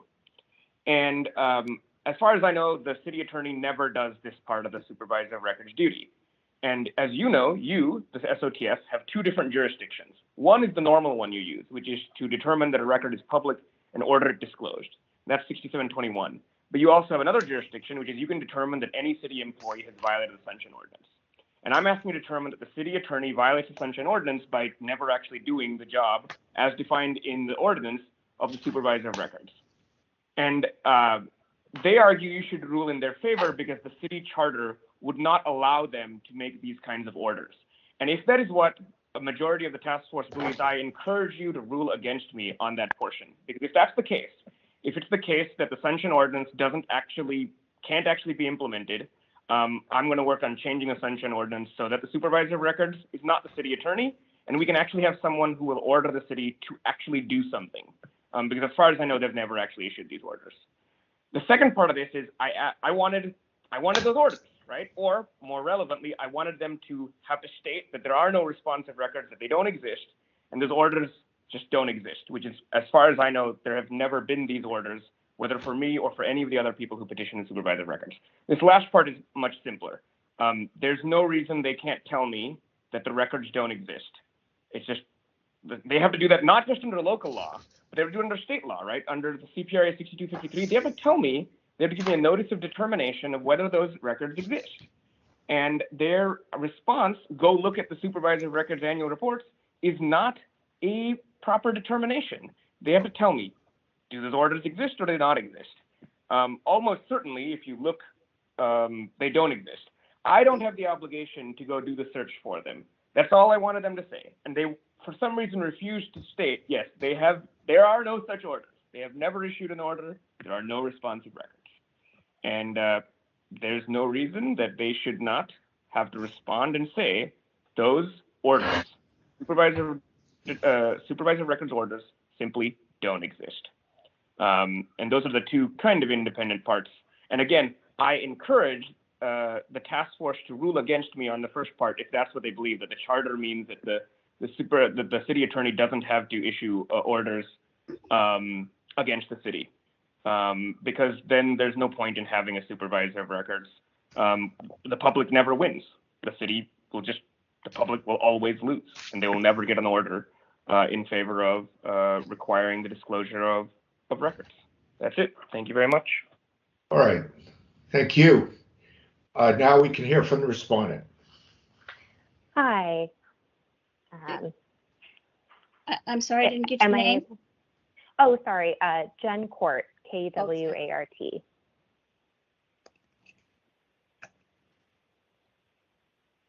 Are you ready to begin, ma'am? Yes, I am. You may proceed. Go ahead. Thank you. Good evening, Chair Schmidt, Member Stein. Jen Court, again, on behalf of the City Attorney's Office. I think the complainant gave a little bit of the background of how this complaint originated. Just a couple of things on the timeline that I do want to note. On December 2nd of 2019, the supervisor of records did respond to the complainant and invoke the rule of reason to allow for adequate time to address this petition. And at the time, there were many petitions by the same requester, and they were many of them involved a lot of complex issues that were raised. And you'll see in your packet, there is back and forth between the office and the complainant. And then in terms of the substance, I think I'll just take this in a few parts. First, while the task force has jurisdiction over many aspects of enforcing the Sunshine Ordinance and serves a crucial function in ensuring access to public information, the Sunshine Ordinance does not give the task force jurisdiction to determine a violation of Section 6721D. In 6721E, it clearly describes the jurisdiction of the task force in situations where the supervisor of records does not act and suggests an alternative remedy for the petitioner should they disagree with the supervisor of records course of action. Language says that if a petition is denied by the supervisor of records or is not acted on by the supervisor of records, then the requester can submit a petition to the task force to determine whether the records requested are public. It also goes on to say that upon determination that the record is public, the Sunshine Task Force shall immediately order the custodian of the public record to comply with the person's request. The language is pretty clear. It does not authorize the task force to find the supervisor of records to be in violation of the ordinance. The only order that the task force may issue is against the custodian or the department to comply with the records request, not the supervisor of records. The second point, if the task force does determine that it has jurisdiction here, which we would dispute, we would just point out that no violation of 6721D occurred. The issue at hand in the petition submitted to the supervisor of records was whether the response of the Fine Arts Museums was timely, but 6721D does not require or suggest that the supervisor of records should determine issues of timeliness. It only directs the supervisor of records to determine whether a record is public. And then third, finding a violation of 6721D would conflict with the city's charter. This is something that the complainant alluded to. The city attorney has to perform its duties as the supervisor of records in a way that is consistent with its obligations outlined in the charter. Specifically, our office's duty to provide advice to departments, city agencies, and elected officials.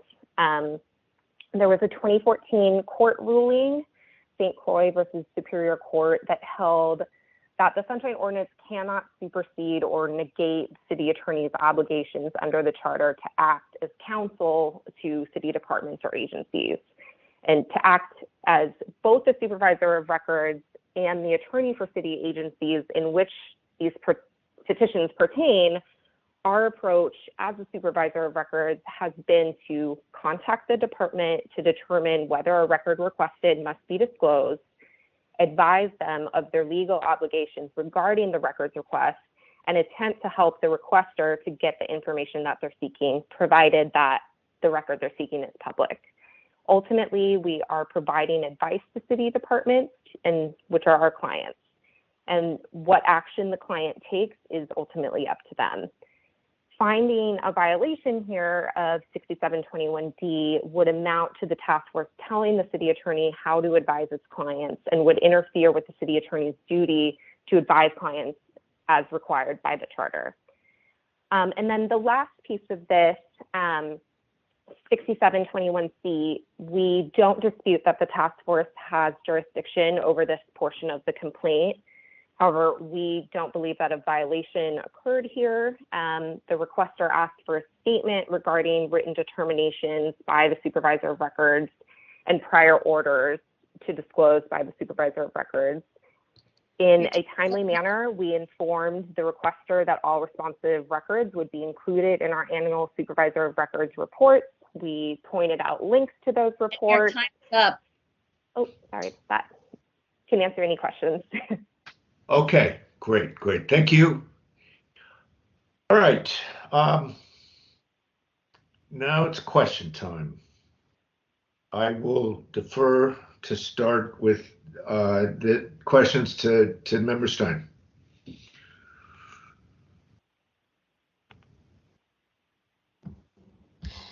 So I guess I have a question or some questions for the respondents. You say that a records request search was performed and that you found the records were all attached to annual reports. Did you not find any other records, or did you not find copies of the records that were not attached to the annual report? So all of the information related to this is compiled in our annual supervisor of records reports. They're usually quite long, like close to 1,000 pages. I've seen them, but I'm just asking, were those records not available independently anywhere else? I would assume, since it goes back, sorry if I'm not understanding the question, but since the reports go back close to 20 years now, I think that would have to be compiled from old emails, just a wide breadth of areas within the city. So I think we knew that the records all existed in these reports, and that's why we provided links to those reports, just given that we knew that is where everything would be.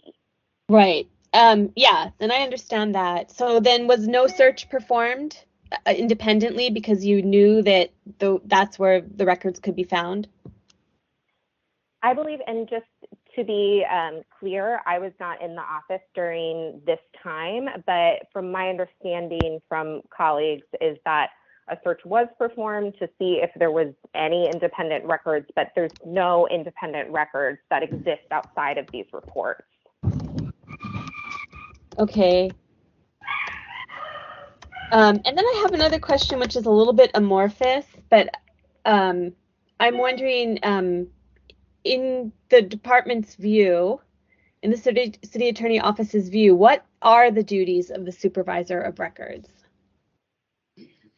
The duties of the supervisor of records, I mean, you know, there are clear duties that are laid out in the Sunshine Ordinance to determine whether records are public or not, just one piece of it. But I think the way that we approach it in our view is to work with departments and to perform our duties under the Sunshine Ordinance consistent with the charter, so that we work with the departments and we try and get them to, we give them advice, and then we attempt to help the requester get the records that they're seeking. That's how we view our responsibilities, and that's our approach as of right now.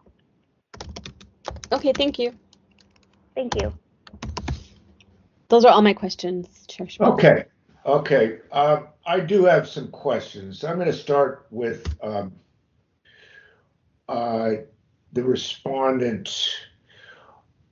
Okay, so early on here, it seems like the city attorney's office invoked the rule of reason. Correct. Could you tell me, is that the same rule of reason that is commonly used by custodians of records who need sort of extra time to collect or produce records? So it's certainly in the same vein, except just given our office, we kind of have, I guess, two tracks in which you could invoke the rule of reason. One for requests for records just from our office, but then a second function in terms of the supervisor of records function. And we, I believe, have invoked the rule of reason in regard to this particular complainant in both aspects, just because the number of requests coming in for records, in addition to the number of supervisor of records petitions on both sides, it's pretty voluminous and can kind of tend to interfere with our other duties as an office. So same vein, but I guess two tracks. Okay. And let's see, I think I had one. Okay, I may come back to you. I think I had something else I wanted to ask you. Oh, I know what. Okay, so was the rule of reason at that time invoked to allow the city attorney to have more time to perform the supervisor of records role in this matter? I believe that was part of the reason, in addition just to the number of petitions that were coming in, but also, and forgive me again, I wasn't here during this time, but my understanding is that there were a lot of complex issues raised around this time. And I think this was also the start or in the middle sometime when the city started to kind of grapple with like issues around metadata. So it was complex, and so that is certainly part of the rationale. Okay. And did under 6721D, there's two terms used. One is determination, and then two is order. And we can talk all about those, but I'm going to be trying to be just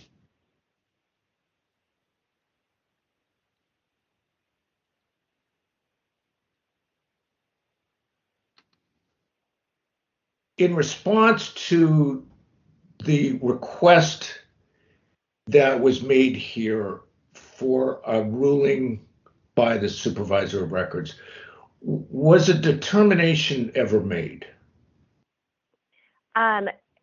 Yes, I believe, and I'd like to just look this up to be safe, but I believe that the determination that was compiled in our annual supervisor of records report was that no determination was needed. I assume that determination has something to do with whether his petition had merit, right? I think that's true, but I think what the way we kind of operationalize this is if we reach out to a city department and that city department we determine that what they are withholding is a public record. We advise them to produce that public record, and then they do produce that public record, or they produce additional documents, that at that point we consider that no determination was needed. No determination needed. Okay. Yes. And is that what happened here, that you told them which documents they need to produce and they produced them? I believe, I don't want to speak out of turn. I'm not super familiar with like the nitty gritty of the underlying Fine Arts Museum request. But my understanding is that we came to a final kind of closing out of this case in September of 2020, when it was considered on our end essentially closed because the Fine Arts Museum had produced essentially everything that they had. Had produced everything they had by September 2020. Okay. Yes. Okay. I'm going to move over to some questions for Anonymous. And I'm going to jump back to a point of law, which is, in your opening statement, you said that you thought that the task force may be able to find a violation here of sunshine. And I just want to see if you have a specific idea of where in the ordinance you're thinking we could rely upon to find a violation in this matter. May I go ahead? Yeah. So I think there's two different avenues that you can go. That's what are kind of two independent parts. So the first is the jurisdiction is your jurisdiction under 67.30, which allows you to conclude whether any person has violated any provision of the ordinance or the acts, which are the Brown Act or the Public Records Act. So that's where it starts. So which provision of the ordinance? I argue that Herrera, by the way, it's not the office of the city attorney, it is the city attorney, just because they keep bringing this back. A deputy can sign on the city attorney's behalf, but it's the city attorney who's responsible.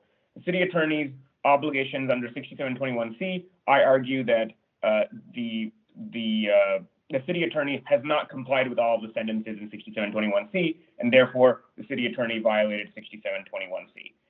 That's one avenue, and that's the avenue they argue that either you don't have jurisdiction, and if you believe that, I urge the full task force to rule that it doesn't, or that you can't basically issue orders because of their requirements under the city charter. The second part, which is pretty much independent, is whether or not they gave a statement of the existence and quantity and nature, et cetera, of these orders. And I believe they have not given me that. Telling me go look at these other things doesn't tell me how many are there, do they exist? I don't believe they exist, and I still don't understand why they won't tell me. As you know, in your annual reports, I believe there's like a counter or a statement in those reports that says whether there was any orders issued this year or not. And so it's not like they don't know. They do know. They just need to give me a response in writing that says these orders do not exist, which I presume is true.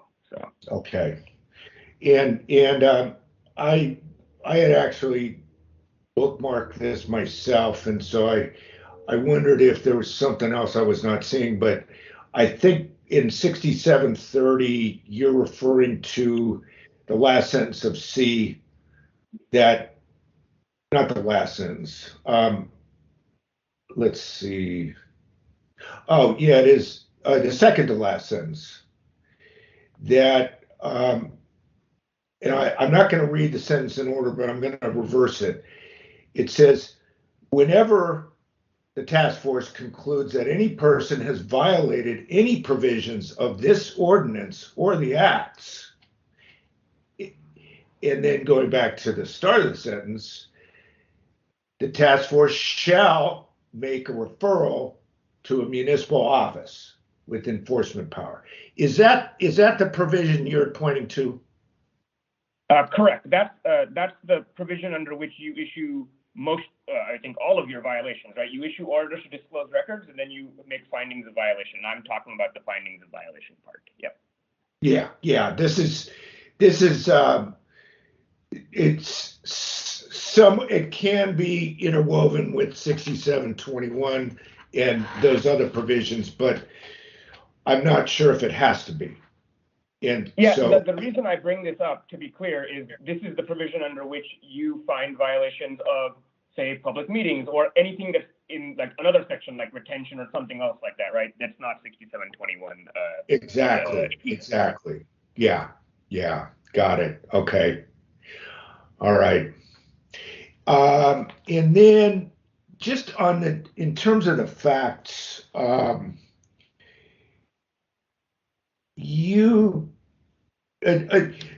asked some questions of the representative from the city attorney's office of the substance of their responses to you, and she said that they sort of gave you a response in September 2020, and therefore I think that what she said was that so therefore they didn't need to make an order of any kind, and she said that you had gotten certain documents from the underlying the museum request. Is there anything about what she said that you disagree with? Unfortunately, my phone was disconnected while she was responding to the question right before you started speaking to me. So can I look at the attachments right now and see if I want to dispute anything? Can I just look at them right this moment? Sure. Yeah. Okay.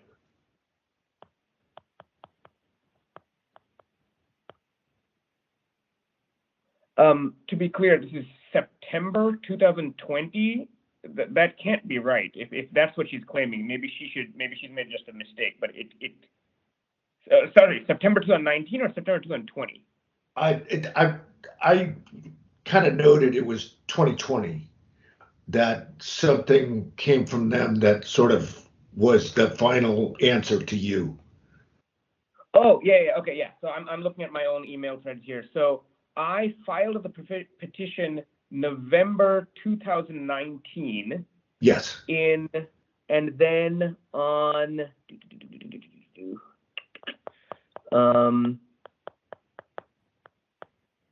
It's possible. I don't see it in this thing. It's possible that many months after I file these complaints and everything, they give me something. But I can't tell you yes or no just looking at these records. It should be in here, right? Could I provide a date? Is that all right? Yeah, that's fine. That's fine. Okay. I believe the email that I'm referring to is from Brad Bressy on September 8th, 2020, and it simply just states FAMFF has produced the responsive records that it has. We consider the petition closed. Thank you. That's the extent of it. Okay. Oh yeah, that's way after I filed the complaint. I understand now why I don't see it in this complaint. Okay. Yeah. Okay. And so you got word from the city attorney's office that they consider the matter closed. That fair to say? If she's reading from a letter, I have no reason to dispute that. I just don't have it in the packet as far as I can see. So. Okay. But you never got an order. No, I did not. Let me be very clear. I did not get an order. I have never received an order against any city agency ever from the supervisor record. So yes, I can say that with certainty. So. Yeah, got it. Okay. Yeah. And in terms of just, there are certain things I'm going to say, but I don't think I'm looking at my notes here because this one's a little more convoluted than our other cases that we've heard tonight. Now,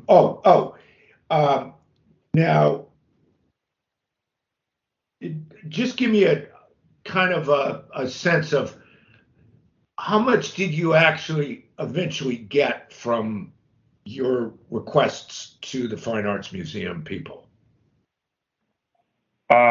I believe I got quite a bit. They gave me quite a bit of records, at least a year after I made the request, but they did give me quite a few records at some point. So. Okay. So there was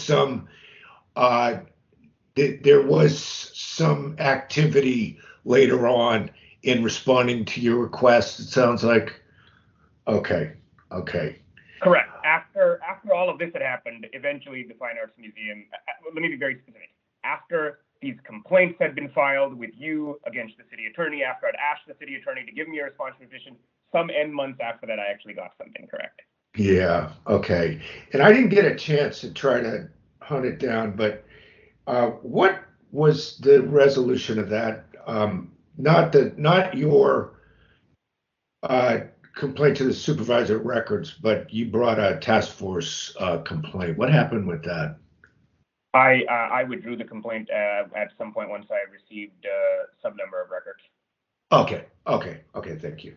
All right, no further questions. Thank you. And so now members can figure out what we want to do with this thing.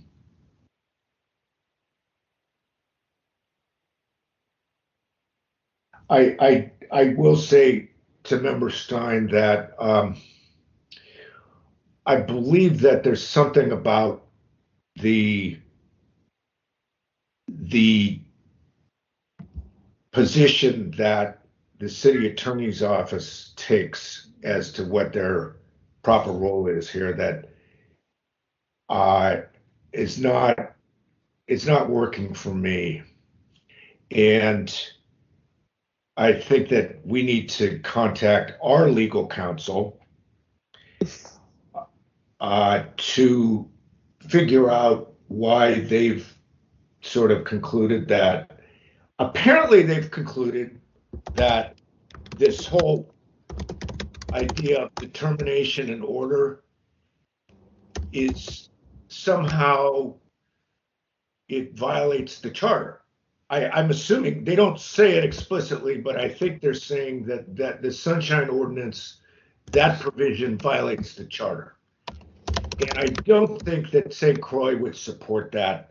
Whether it's, maybe it does violate the charter. It does look like they rely on St. Croix. So I think that that's something I may want to make a request to our legal counsel to look at. It's an unusual thing because it's the Sunshine Ordinance that tells the city attorney, okay, you're not just city attorney, you're going to be this too. You're going to be this supervisor of records. And so, the city attorney is kind of put in a spot where there is possibly an inherent conflict in those two roles. I'm not sure if I don't know how they're supposed to resolve that conflict. And I don't know if the way that they're resolving the conflict is necessarily, I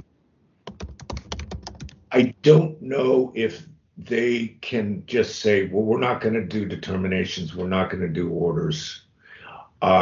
Basically, we're not going to do what the ordinance says that we're going to have to do.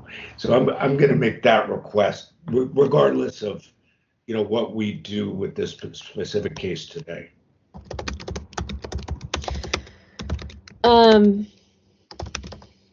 Yeah, I mean, I also find it a little bit mind-bending, and I will say, I just, even from the moment that I first read the ordinance, I wondered about conflicts of interest on the part of the city attorney and the city attorney's office. Maybe not even just in this particular clause.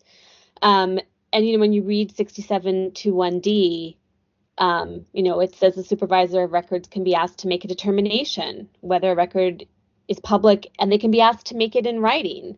And yet 6721E seems to undermine that by suggesting that, well, they may fail to act, in which case, you have to go somewhere else.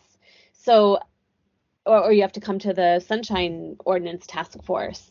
So, I mean, I do see that kind of conflict there, and I'm not sure what to do with it. And yeah, so I mean, I think this is something that needs to go to the task force to kind of sort out what our advisors would tell us and where we think we stand on this, and if there is a need to have somebody besides us able to declare, able to make written determinations about whether something is public, then perhaps there should be somebody independent. I don't know, but it does seem worthy of having a discussion at the full level of the task force. Yeah, I mean, our basic role here today is, I think it's pretty basic that, yeah, these are public and there's jurisdiction, and so we're going to send this thing forward.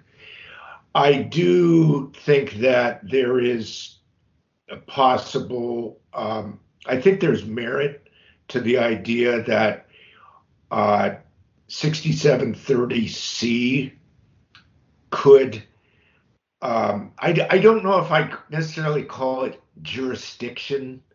I don't know if it's technically something that you call jurisdiction, but it would give us authority to make a finding and therefore to make a referral. And it says you shall, if you find, you shall send. And so we might basically at the task force level consider whether to make such a finding and send, even with regards to the supervisor of records. So I think that's a live issue. And I do think that, like, one, rule of reason misapplied. Two, I don't even think they get to use the rule of reason because they're not a records producer. I just don't understand why the city attorney's office thinks that. I mean, I don't think they tell judges, oh, sorry, rule of reason. I can't produce my witness. I can't file my brief. Rule of reason. This is not a records request. And so I just don't see how that could at all be allowable. So I think that's going to be a violation that we're going to put before the task force. The last thing I would say is, I did not have time to go and look at St. Croix. I looked a little bit of synopsis and analysis of it, which suggests that there might be, conflicts in how sunshine ordinances are written and the role of certain agencies under city charters with respect to attorney-client privilege. So I think that is also a really important issue for us to get some feedback on from our attorneys within the city attorney's office. Yeah, I mean, I'm further along with St. Croix, it sounds like, than you are, because I've read it several times, and it's important. I don't know how much it answers with regards to this particular case. I know that city attorney cited it, but I don't know if it really is applicable here. Although it's not the last time you're going to see the St. Croix case come into play. I think if you had a question, this is just my sort of off the cuff remark to you, is if you wanted to ask something of the city attorney's, I shouldn't say city attorney's office, our legal counsel, on our side of the ethical wall. If you wanted to ask them about St. Croix, I'm sure, they'd have all kinds of things that they may say about it, since their office was their employer's office was certainly involved. But you're getting into a pretty thick thicket there, and so they'll tell you all kinds of things, but it may not be specific to what you're actually trying to find out. And so I think that probably trying to find out if 67.21D has any legitimacy, or if it's a clause that doesn't have a meaning because it's somehow undercut by 67.21E and undercut by St. Croix. By St. Croix, as the city attorney's office has contended, which, yeah. And so you're saying, this argument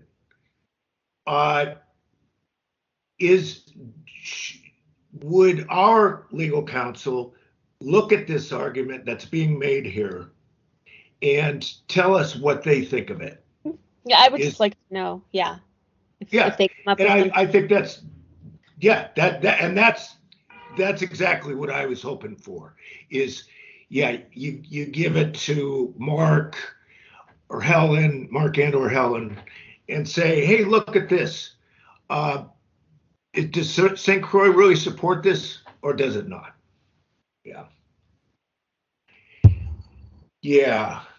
So yeah, we definitely. I would say that maybe we want to make sure that if there's anything you or I want to have looked at by our legal counsel, it probably ought to be looked at before this thing actually goes before the full task force, because those are kind of critical. Yeah. And I've seen situations where a request will be made, but the case then comes up and there hasn't been anything yet from our legal counsel.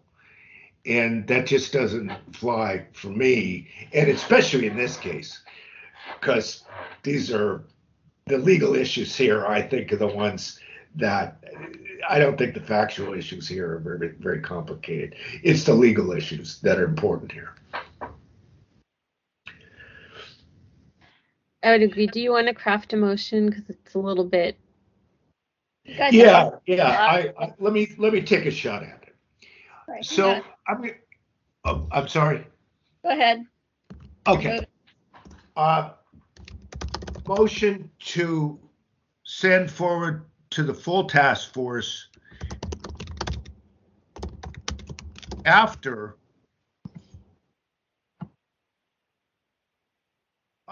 requests are made of legal counsel with regard to 21D issues. 67.21D issues.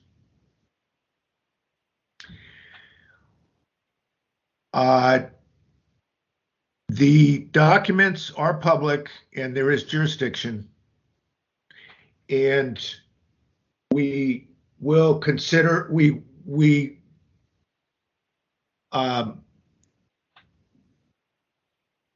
the task force should consider potential violation of 67.21C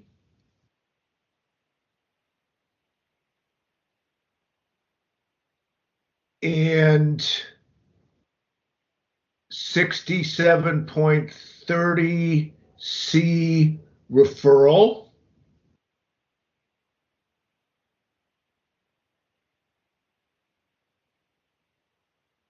comma,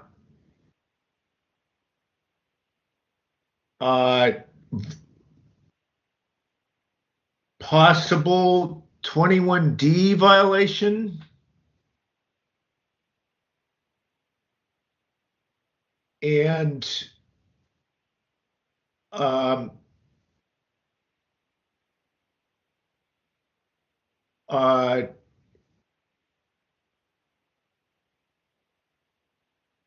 validity of rule of reason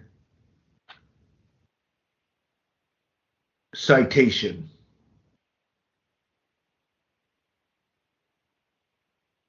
I'm going to stop there.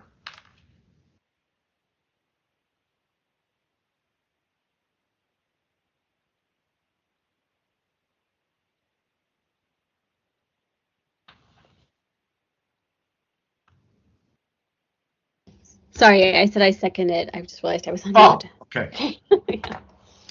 Thank you. Okay, so Cheryl, did I talk slow enough for you? I'm very good at that. It was pretty slow. Shall I read back what I have so that we know? Sure. Yes. All right. Moved by Chair Schmidt, seconded by Member Stein, to send the matter to the full task force after requests are made of our Deputy City Attorney with regard to 6721D issues, that documents are public, there is jurisdiction, and that the task force consider a potential violation of 6721C and 6730C, and possible violation of 6721D, and the validity of the rule of reason citation. That works. Okay, we want to open up public comment? Yes, please. Public comment on the motion is now open. If you wish to make public comment, state your name, and then you will have 3 minutes to speak.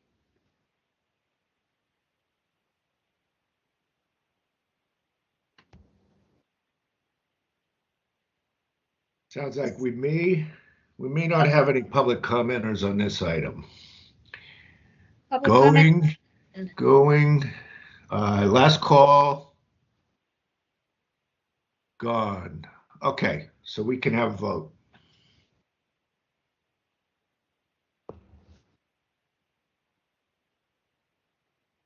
Member Schmidt? Chair Aye. Schmidt? Chair Schmidt, aye. Member Stein? Aye.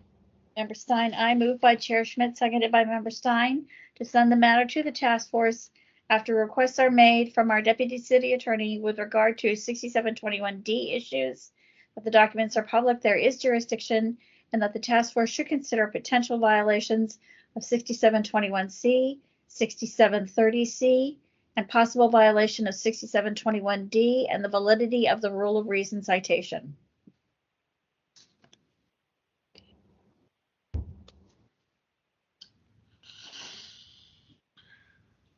Okay, good. And then I guess we can move on to the next item.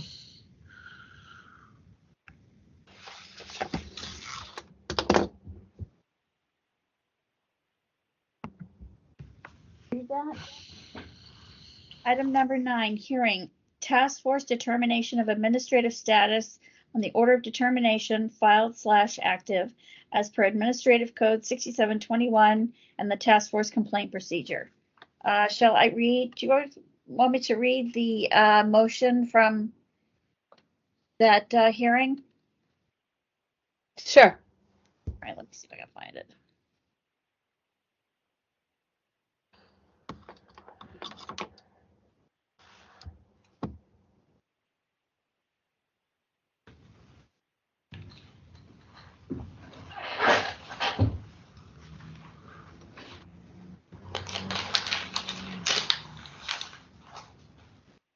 Okay. All right.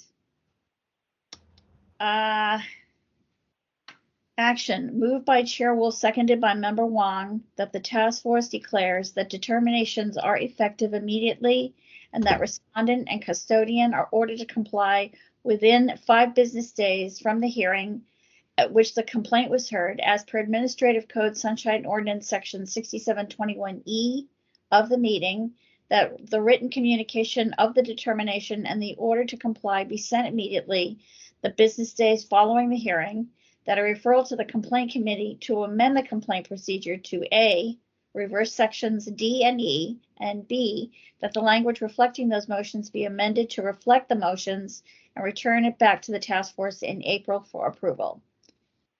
So, Member Stein has provided that information. We're going to upload it. Chair Schmidt, have you seen that? Have you seen that switch? What I saw, and I was a little bit I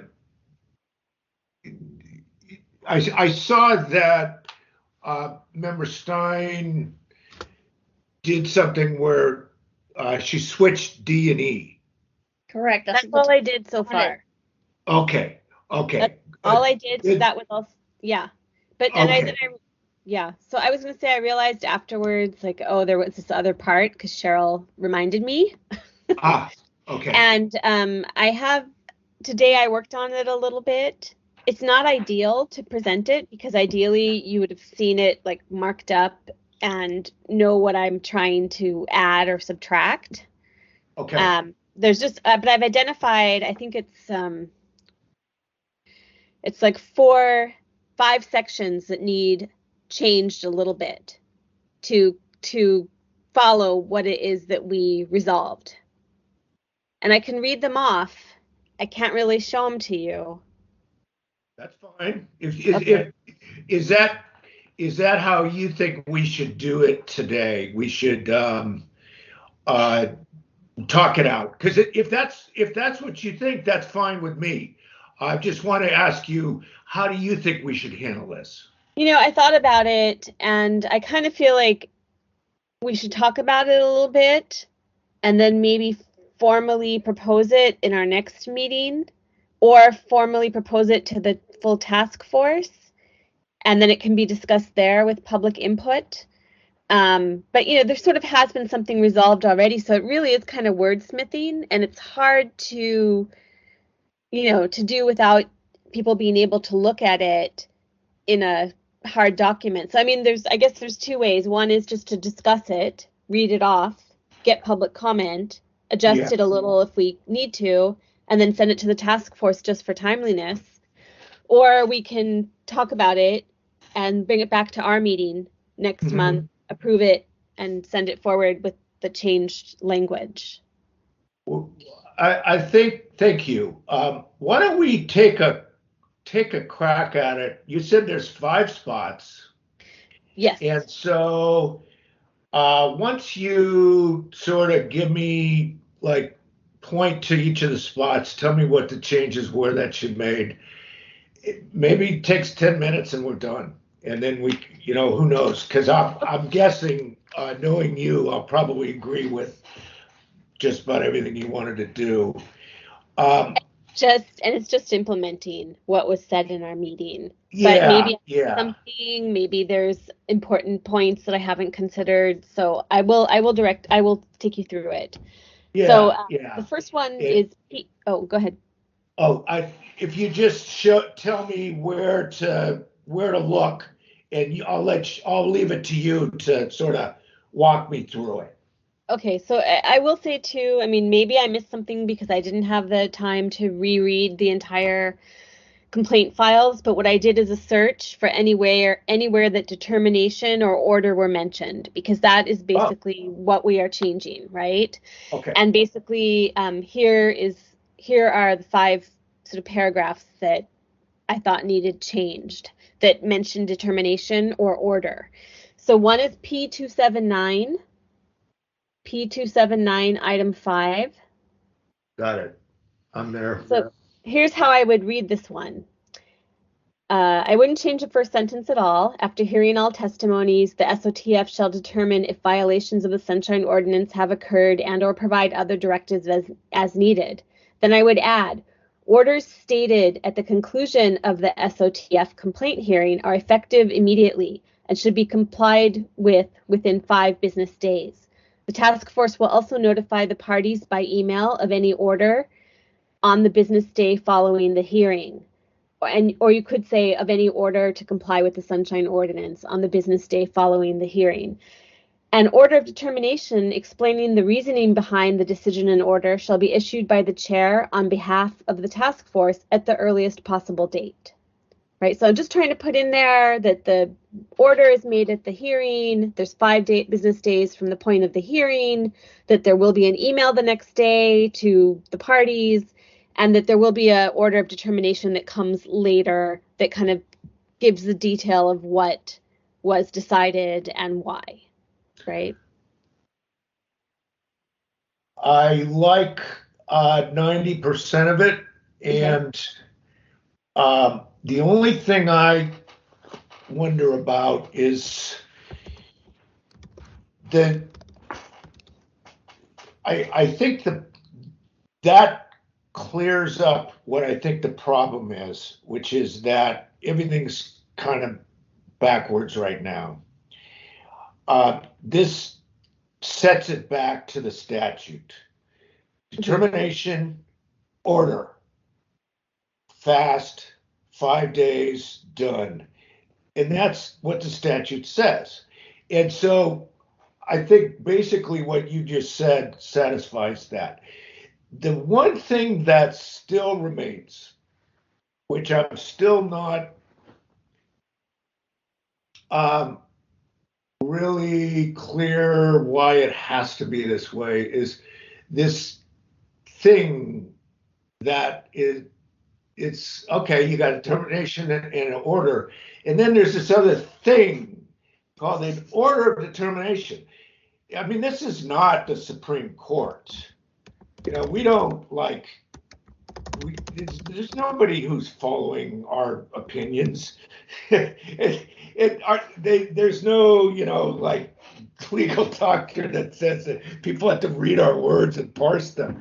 So I don't understand. I think that if something goes into a determination, then it can go into the determination. If something, I think the order pretty much has to just be follow the determination. Now, if we want to give something in some cases that explains, if we want to give a clarification of some kind, why this was done, that's fine. But this separate document that apparently it takes forever for these things to go through, I don't even know if it should exist. So that's my sort of long-winded just comment on, I wonder if we still, since we have determination and we have order, I wonder if we need that last thing to still even exist. So I hear what you're saying completely, and I'm just, thinking about how things work now in a lot of places with sunshine laws, where they do have these, like us, these independent commissions kind of at a local level that are making decisions when there's a dispute right, over whether information is public or should be given or was given correctly and all of that. And in many places, they also now have like a countrywide level independent commission that it kicks it up to if things are not complied with, where there is something that looks kind of like a legal decision, but it's really just a policy decision based on, you know, what the ordinances are and what the evolving principles around sort of public rights to information are, and it helps solidify that there is like policy with a logic and a reason behind it being made through these independent commissions as they try to kind of flesh out how sunshine ordinances work.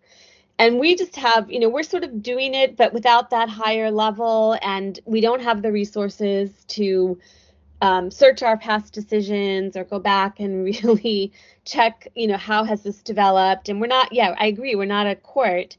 At the same time, it does, I get the sense from Chair Wolf that it's this way of trying to set out like this kind of evolving policy of how to interpret some of these trickier questions. So that would be the thing in favor of having that order of determination. But I think you're right; it doesn't need to exist in every case. But we may want it to exist in some cases if there are those kind of hard questions about, for instance, you know, who do we have jurisdiction over or not? And if we spent all this time, hours and hours, you know, figuring it out and come to an agreement, it's kind of useful to know that that was the rationale and that was the logic. But I understand you, we're not a court. But it's just a question of, is it useful for making policy smartly and consistent? Yeah. I think that I completely agree with you that if there is a way to sort of capture the work that's done in looking at a specific issue and somehow have it be available for later, you know, reference, that's very important. Yes, absolutely. I don't think that, on the other hand, I don't think there's any way that that's being done right now. At least it may be being captured, but if it's being captured, it's being like captured but never retrieved. But that was the you know, I don't know what will happen with it, but that was the piece of the budget request that Chair Wolf made, was to be able to, you know, have kind of searchable database. So yeah, but which we don't have at the moment, obviously. Yeah, and I gotta say, this idea that, you know, you have a hearing, a decision, a vote, you know, say it's, you know, 7-2, 9-0, whatever. And then we delegate to the chairman to write our opinion, and it just comes out as an order of determination.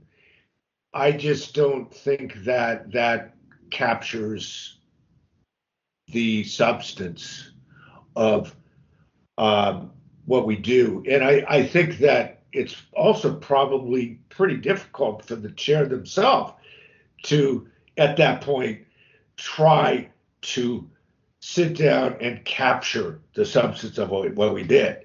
You know, if we're going to try to capture it, we got to figure out how we're going to do that.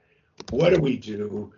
Not just say, okay, well, let's send him over there to just write it all down, and that's going to be what it is. Because I don't think that we're necessarily, if there's a model, like you said, these basically they're administrative hearings.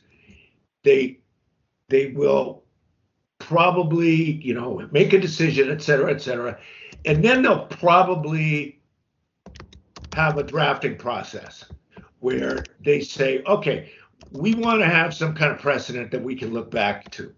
And so we're going to draft something. And then they come up with something that is usable. And yeah, I think that's great. I think that's great. I don't know if I'd want to stay with our same process and say that we're doing what they're doing, because we're not, in my opinion. And so I also don't think we should call it an order, because the order is the order. If we want to call it, because the determination is made, the order is made.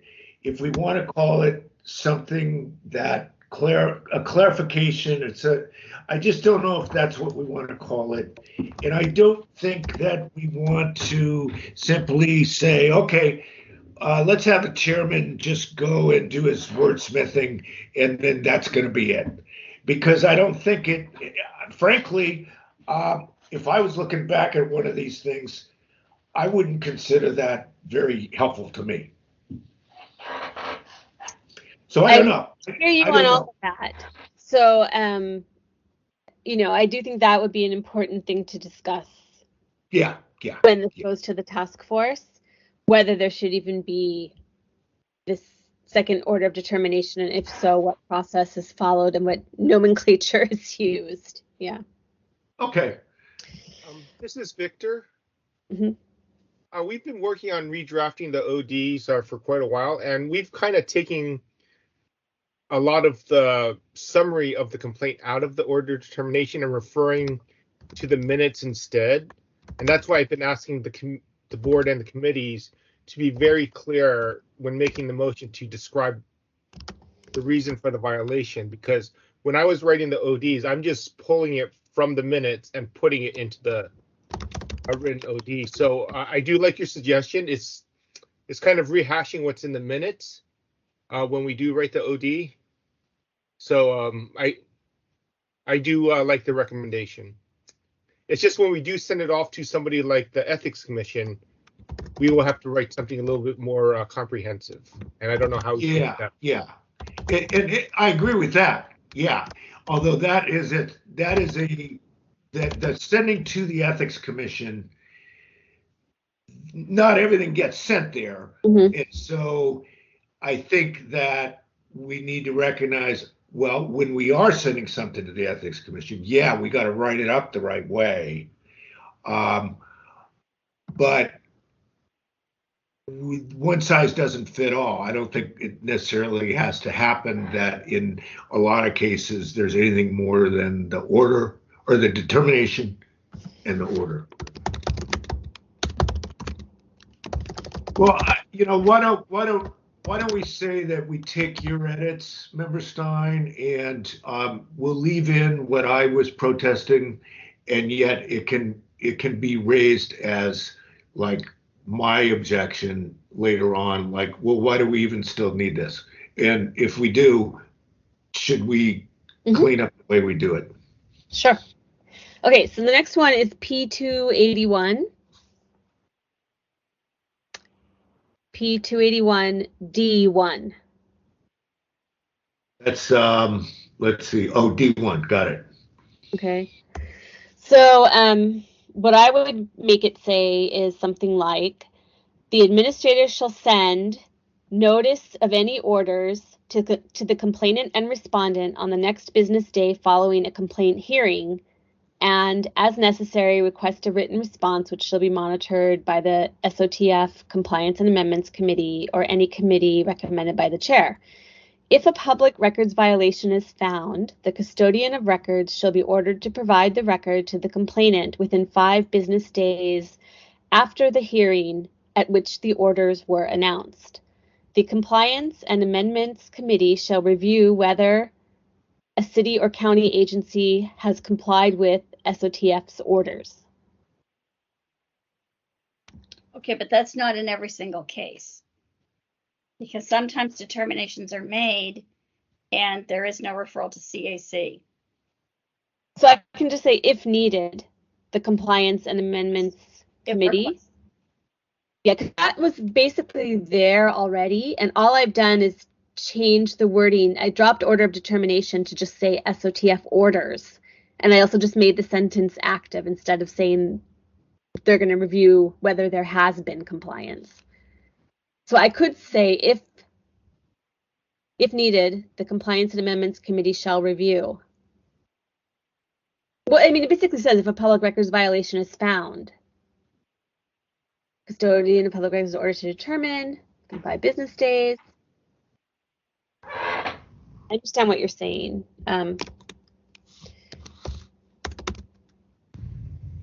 So we can say if compliance is not forthcoming, the Compliance and Amendments Committee shall review.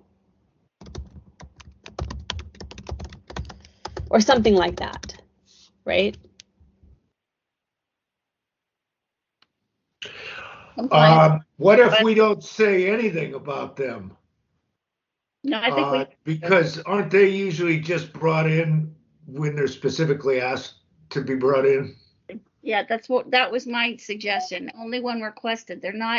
It's not requested every single time that CAC review a matter. It's not. Oh, so why don't I just say, when requested, the Compliance and Amendments Committee shall review.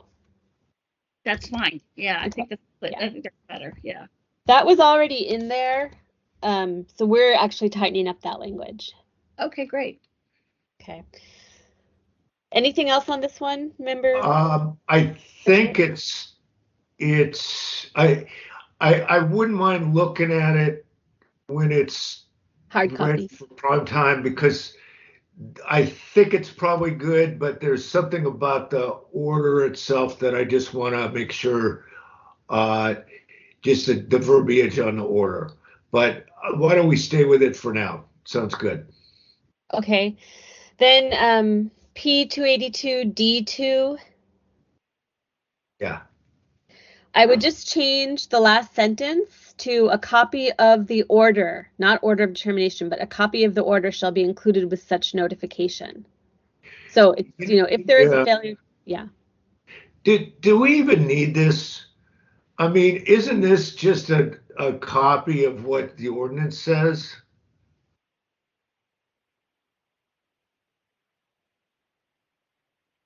No, we do. Yeah, but it's supposed to orient people to how the whole process works. So this is more of a consumer, the consumers can see that we have that ability. Is that? It's basically okay. We put those procedures every single time we notice somebody that there's a complaint against them. Complaint procedures are always provided along with the complaint and member neighbors respondents requests. So those 3 documents are provided every time we notice somebody that there's a complaint. And I was going to say, I was just looking at my calendar, if this is supposed to be included in the April 6th task force hearing, I will need it by close of business on March 30th. Once I got a draft from the 2 of you. Okay. Now, also, this seems like something kind of went. Okay, D1 has to do with determination, order, and then is possibly the Compliance Amendment Committee looking at whether that's being complied with. Why did this go then to 2? Because it's all under the heading of D. Department to comply with determination of the SOTF. Because it's just all about that little what's going to happen to get them to comply. To comply with any determination. Are they okay? How about?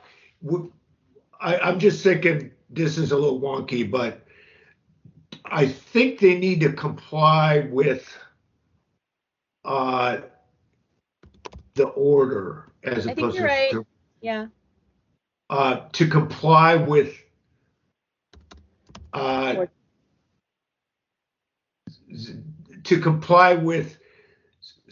such an order or set order or an order, an SOTF order.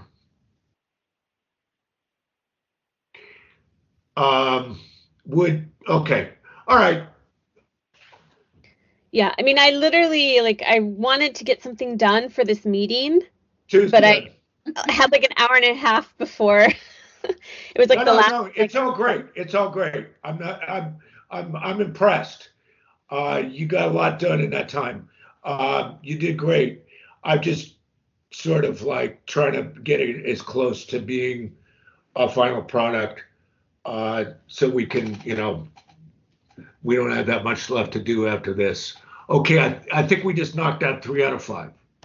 Okay, and then so P282E1. I would just change the first sentence only to say that the petitioner or respondent may submit a request for reconsideration of any order given within 30 days only in cases where new and pertinent information becomes available. Good. So dropping order of determination and dropping publication. Then P284, 4th paragraph from the bottom. And this is just like a 1-page. So what we have is we have the complaint procedure, and then at the very end we have sort of a 1-page summary cheat sheet of everything. Yeah.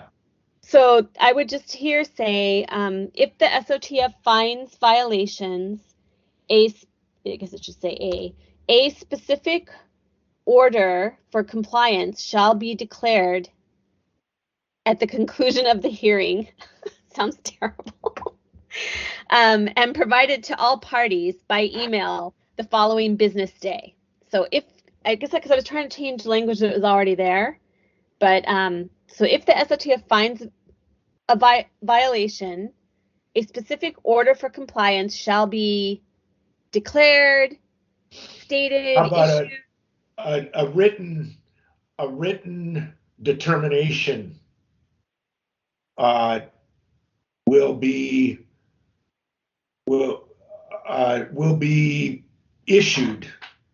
A written determination will be issued, and orders to the custodian may be made.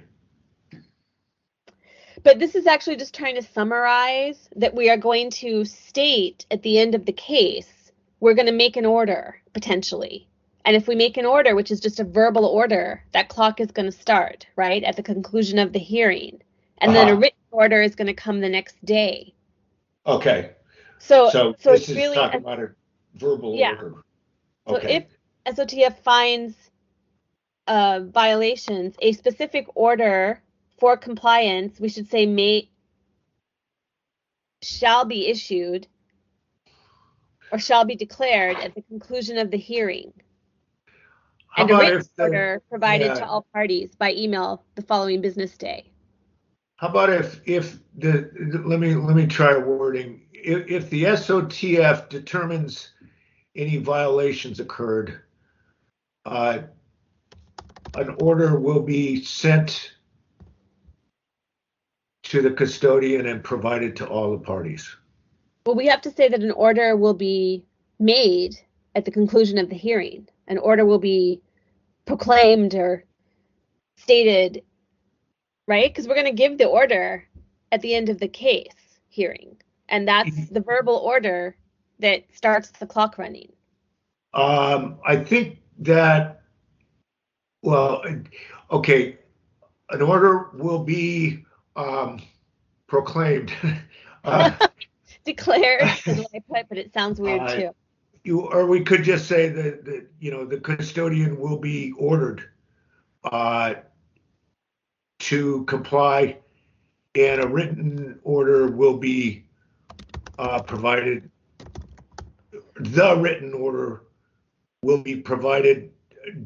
Are we going to provide the written order to all parties? Okay. Yes. Okay, so here's what I have now. This sounds much better. If the SOTF determines any violations occurred, the custodian will be ordered to comply at the conclusion of the hearing, and a written order provided to all parties by email the following business day. And then I had an order of determination explaining the reasons for the determination and order will be issued at the earliest possible date. But again, that might be something we don't even, again, that question of whether we need that. Yeah, I don't think it needs to be here.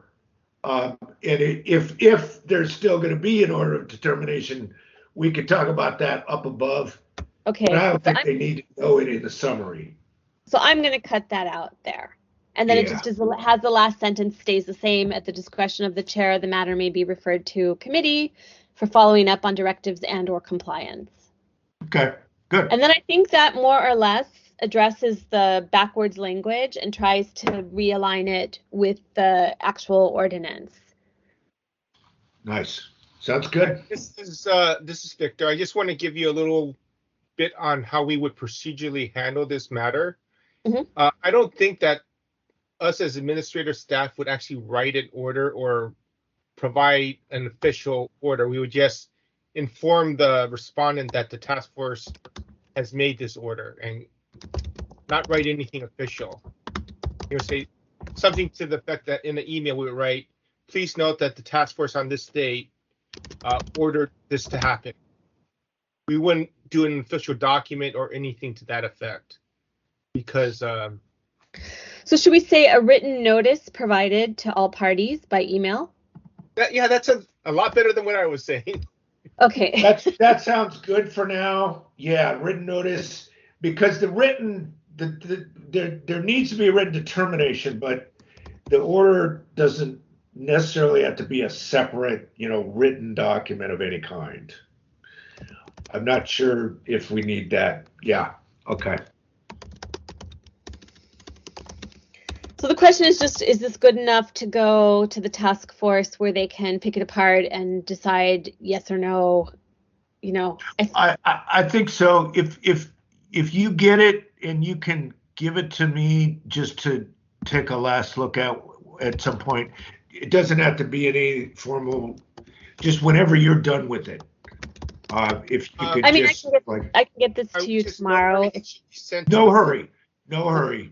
Everything I'll look at it. Everything should be sent to the administrator in order to prevent seriatim meetings. Yeah. There should be no direct communication between members of the committee. Okay, so I can send it to the administrator and they can forward it on. Okay. Or send it to me. Send it amongst the members of the committee. I'll send it both to Cheryl and Victor because their feedback is, will be useful. Yeah. But that feedback will happen at the full task force meeting if we agree that what we've discussed here with a few minor changes that, what I took out or the wording is what I'll forward to you all. Yeah. Okay. I'm good. And I don't know if we need any kind of a motion of any kind on this. I think that we're basically trying to develop a draft for, what hopefully will just be finalized at the task force. Okay. But we should open it to public comment. That's fine. Public comment. Anyone for public comment on that? No. No public comment. Okay. And so we can move to the next number. Item number 9. Oh, sorry. Item number 10. Announcements, comments, questions, and future agenda items by members of the complaint committee.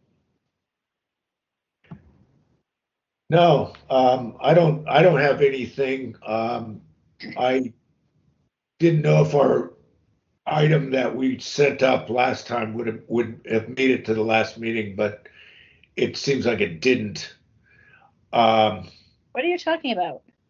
You know how we had a proposal that was a 6-part proposal.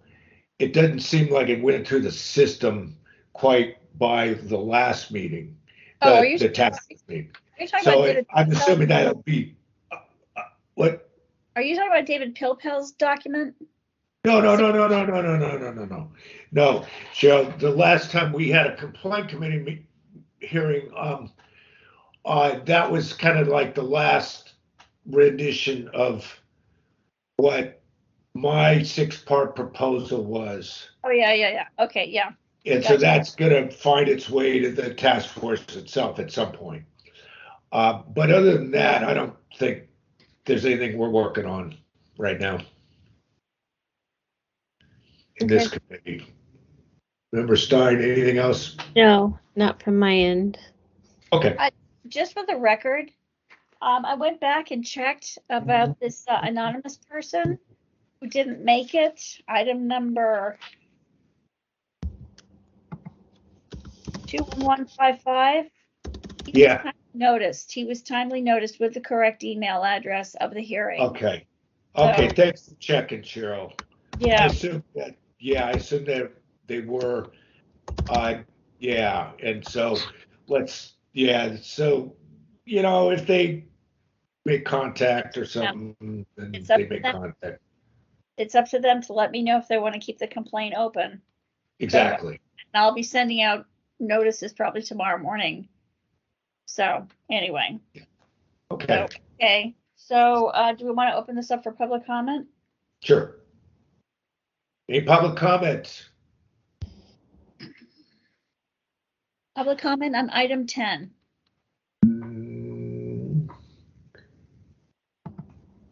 No public commenters on that. My dog is commenting. Did you hear that? Did you hear that bark? Yeah. Yeah. Okay, so are we ready for the next item? Yeah. Item number 11, adjournment. I have 8:22. Yep. Perfect. Very good. Who moves? Who supports? I'll move to adjourn. Second. Okay, great. I am stopping the recording. All right. Thank you all. All right. Thank you. It's very timely and usually a timely meeting. All right. So I am